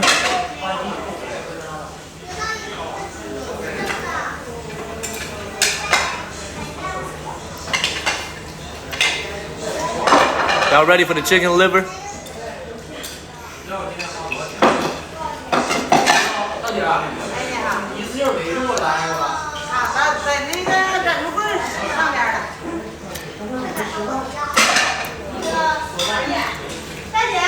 I'm gonna be very honest with you guys, man. Chicken liver is not one of my favorite foods. It doesn't taste that good. Thank you, Yang Jinglong. But the reason I ordered it is because it's very nutritious. It's very, very healthy for you. Thank you, Christo. There's a lot of iron in it. Any type of liver is very nutritious. So this is the reason why I ordered it. But from a taste perspective, not my favorite thing to have in the world. Let me show you the texture of this thing.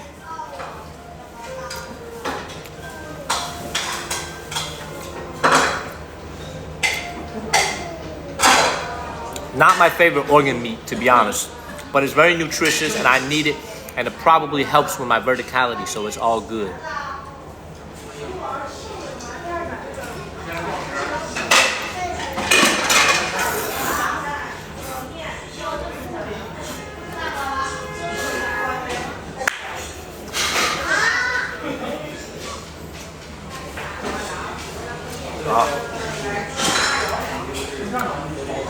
Now somebody just said this doesn't look like chicken eggs. This is because this is tea eggs. This has been soaked in tea. This is marinated chicken eggs. That's why it's this color right here. Lee probably had it. It was in China. This is a very, very popular dish here in China called tea marinated eggs.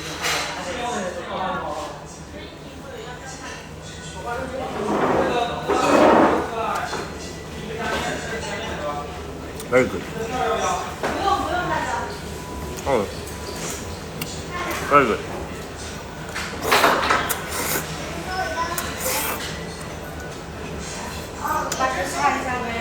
The noodles are spectacular. The noodles are fantastic. Noodles are fantastic. Thank you, Yang Jinglong. The noodles are handmade, beautiful. Very stretchy, very chewy. The noodles are amazing, fantastic. Fantastic noodles, all handmade.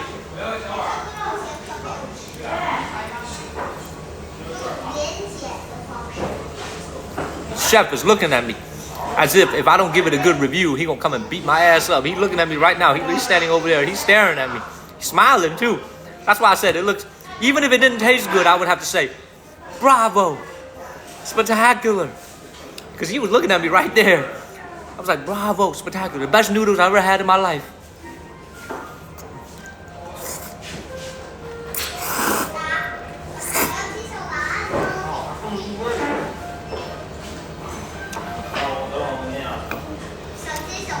Oh, and this entire lunch was only 32 yuan. However, I'm gonna add an entire plate of beef. I will be right back. I gotta get some more beef. I know. Thank you, all things. I know. I gotta get some. What's it called? I gotta get some. I gotta get some more beef. I gotta get another plate of beef.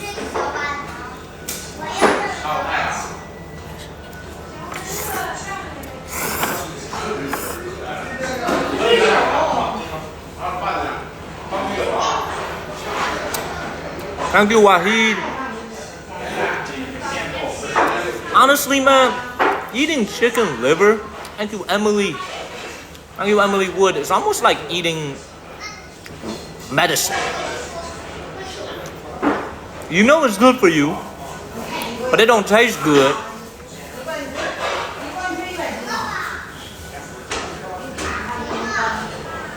But you eat it anyway. Thank you, Lexi. But you eat it anyway.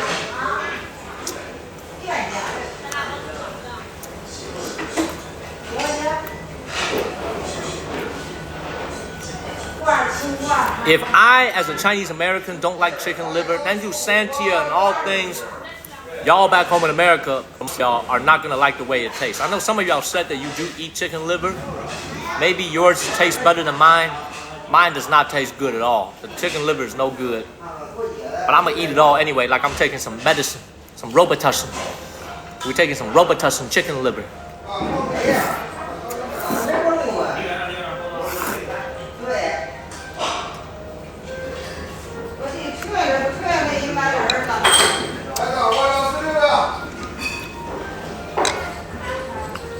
Let me go get another bowl of beef. Let me get another plate of beef. I'll be right back.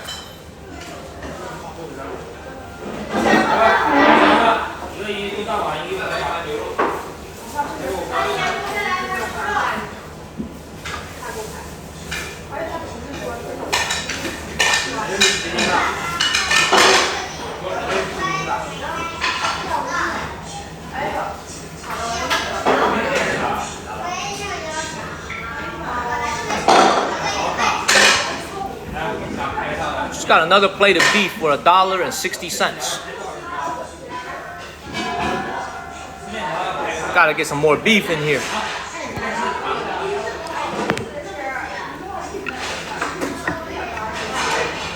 Good quality beef, $1.60. Noodle soup over here.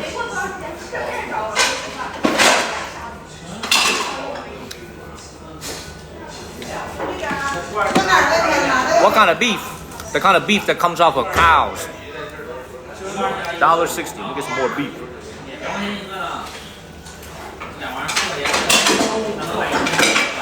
The eggs are tea marinated eggs. And I'm not getting 5 more, Dylan. I can only afford 1 more. And also my stomach doesn't want that much beef.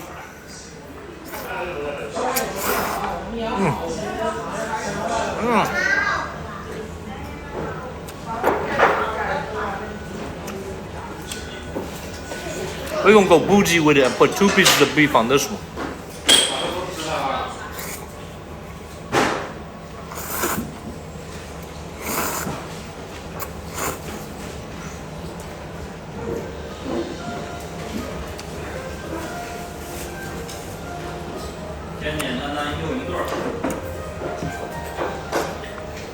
Thank you, Joe J. Appreciate you.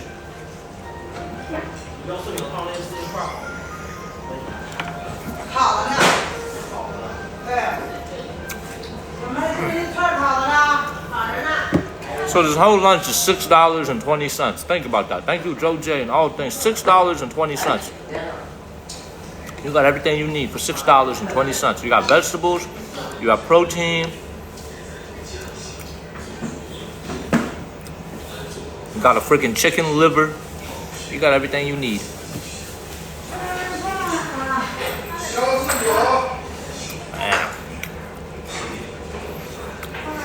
I'm really struggling with this, man. This does not taste good at all. This is the worst thing in this entire lunch.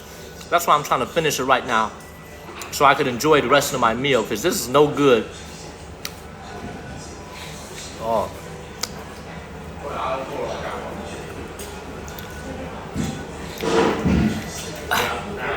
You know what I'm saying? I'm trying to finish it before I enjoy the rest of my meal. This is no good. Somebody's asked what's the green thing. It's cucumbers, sliced cucumbers.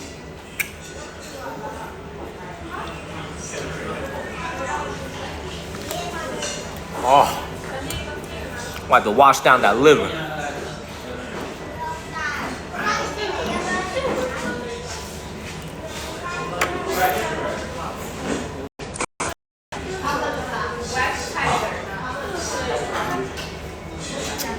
Dylan, I appreciate you. Thank you, Dylan. Thank you for paying for lunch, Dylan. Thank you.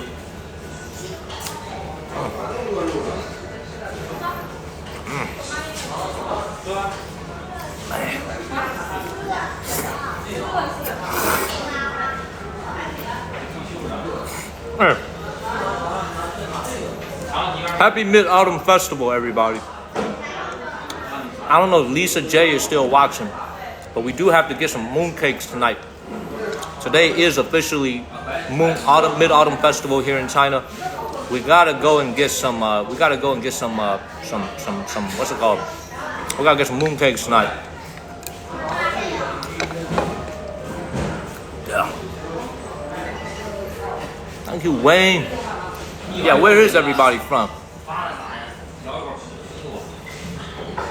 Thank you, all things. Oh, Lisa J is here. Lisa J is here. Lisa, I will go get some mooncakes later tonight. Your morning time on Tuesday.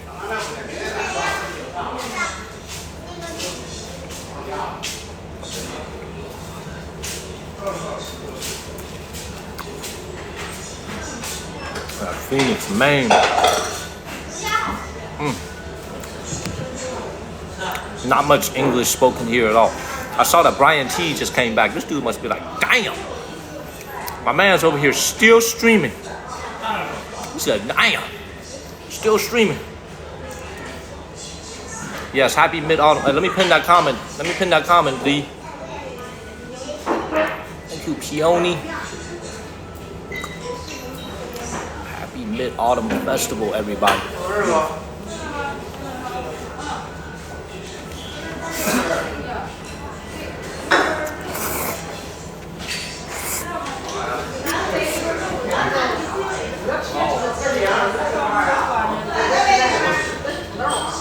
Man, great to see you guys, man. Great to see you guys. Everybody needs to go to sleep. Have a great night. I won't be on for like at least 20 more minutes while I finish this meal. Starting tomorrow, we're going back to the touristy area. Thank you, Lee. Thank you, Lee. We're going back to the touristy area tomorrow because everybody's going back to work.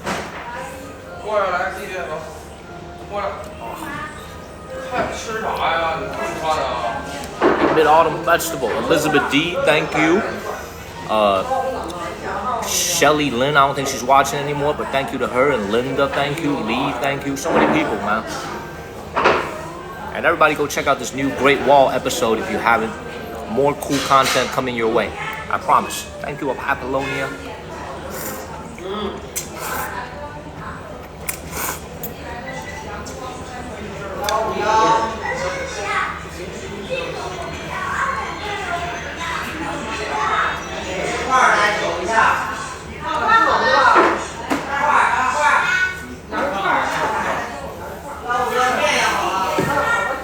Yeah, it's 1:50 p.m. Big Lamb mooncakes is a type of confectionery. 151. Dylan, I'ma try. Thank you, All Things, and Wayne. I'ma try. That place was a long line. Maybe tomorrow when it's not as busy. But a mooncake is a Chinese kind of sugary cake that's eaten on Mid-Autumn Festival. It's made out of dough, paste of bean, red or green bean, plus sugar. We're gonna see it a Tuesday morning when I stream. Tonight, we're gonna get some. Thank you, Norma.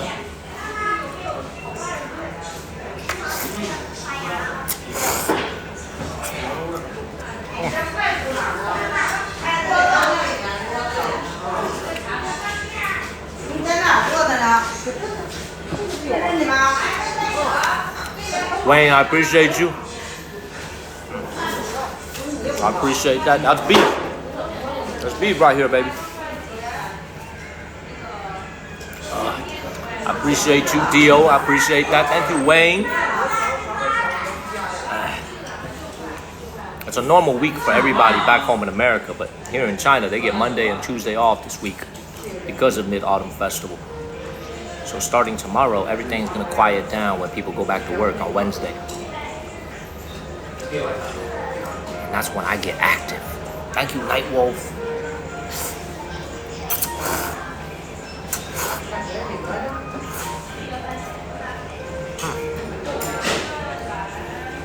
Thank you, Wayne. Peony, that's right, man. I work hard. Hold on, let me pin that comment.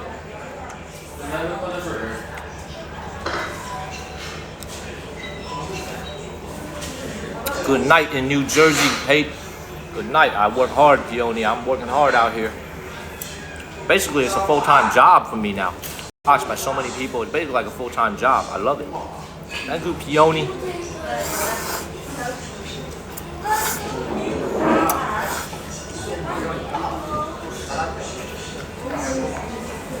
I do all things.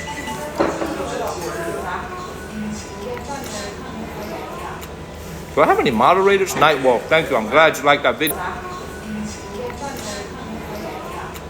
Do I have any moderators? Nightwolf, thank you. I'm glad you liked that video.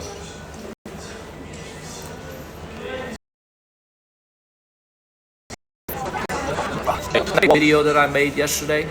How many views does it have? Does it have 56,000 views already? The Great Wall of China video that I made yesterday. 55, 56,000.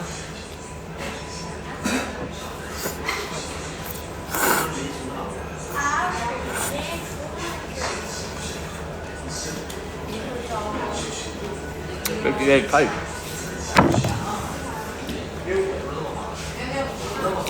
Beautiful. 58K, beautiful. I love it.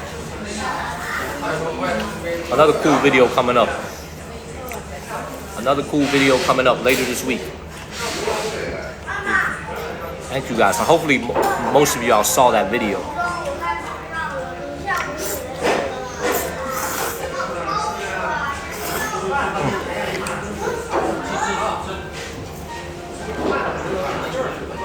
Now let me chill for a second.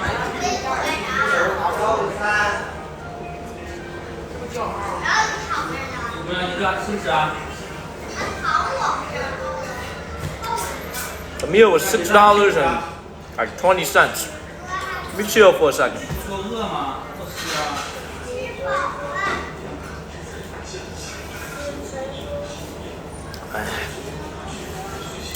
Man, thank you. I appreciate that. Let me chill for a second, man. Look how many people done tuned in today. 111,000 views, over 95,000 viewers. This is insane. It's insane, yo. Lee, I got so much more footage I want to show you guys. I just need to have the script ready.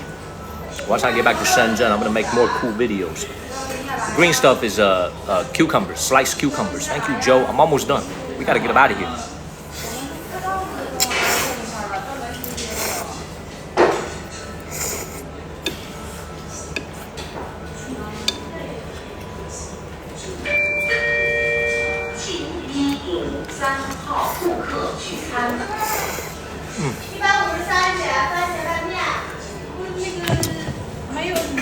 Lee, you make any progress on that book?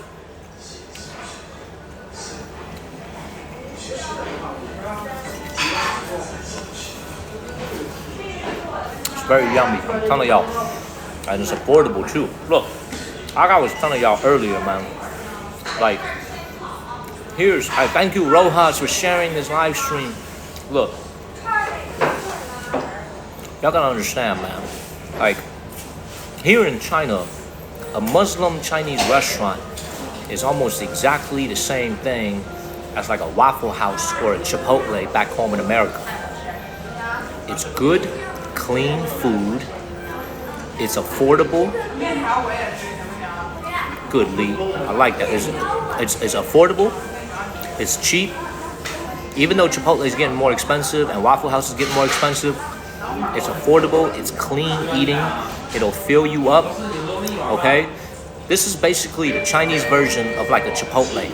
That's why every time when I'm on the road, if I see a Chinese Muslim restaurant, I'm always going in. Because I know the food is going to be handmade. It's going to be halal, which means no pork, which is perfect for me. Even though I'm not Muslim, I'm not Jewish, I don't eat a lot of pork. It's perfect. So this is the type of restaurant, if you're ever traveling in China, super affordable, super clean. It's got everything you need for a very inexpensive price. Thank you, 719. I'm not Muslim, but I don't really eat pork.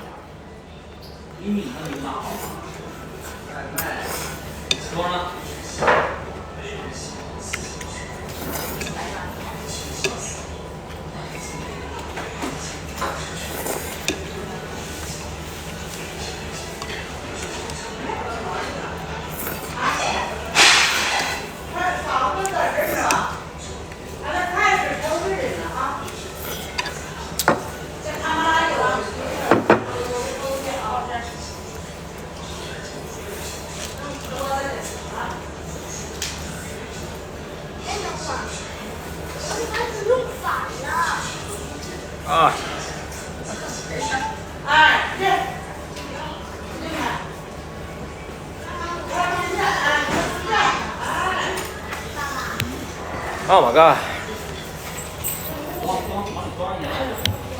Oh my God. Oh my God.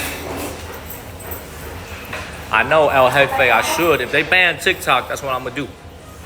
If they ban TikTok, that might be what I have to do. All right, y'all. Just finished lunch. Time to go back to my room and get some rest. We've been streaming for 3.5 hours, 3 hours and 22 minutes.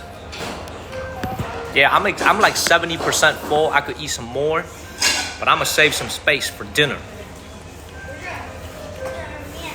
All right, tomorrow we are going to the Tiger Park. So tomorrow morning, your Tuesday evening time, we're gonna be going to the Tiger Park. Please make sure y'all follow the channel. We're going to go to the Tiger. That's right, Peony. I'm gonna see you guys tonight on Tuesday night. Oh, actually, I'm gonna see you guys on Tuesday morning, because it's Monday night for you guys right now. I'm gonna see you guys on Tuesday morning, and then on Tuesday night USA time, I'll be at the Tiger Park. So make sure y'all follow the channel. We're on our way to 300,000 followers on TikTok. 300,000. 300,000. Have a great night, everybody. Charlie will be at the Tiger Park tomorrow. Everybody's going back to work. That's when we start to go to the touristy areas here in the city of Harbin. Yeah, man, we did a lot of city walk in the last few. Ooh, that's some of my tooth. All right, we're good now. Make sure y'all get some good sleep. And before y'all go to bed, look out y'all's window at the perfectly round moon. The moon is perfectly round.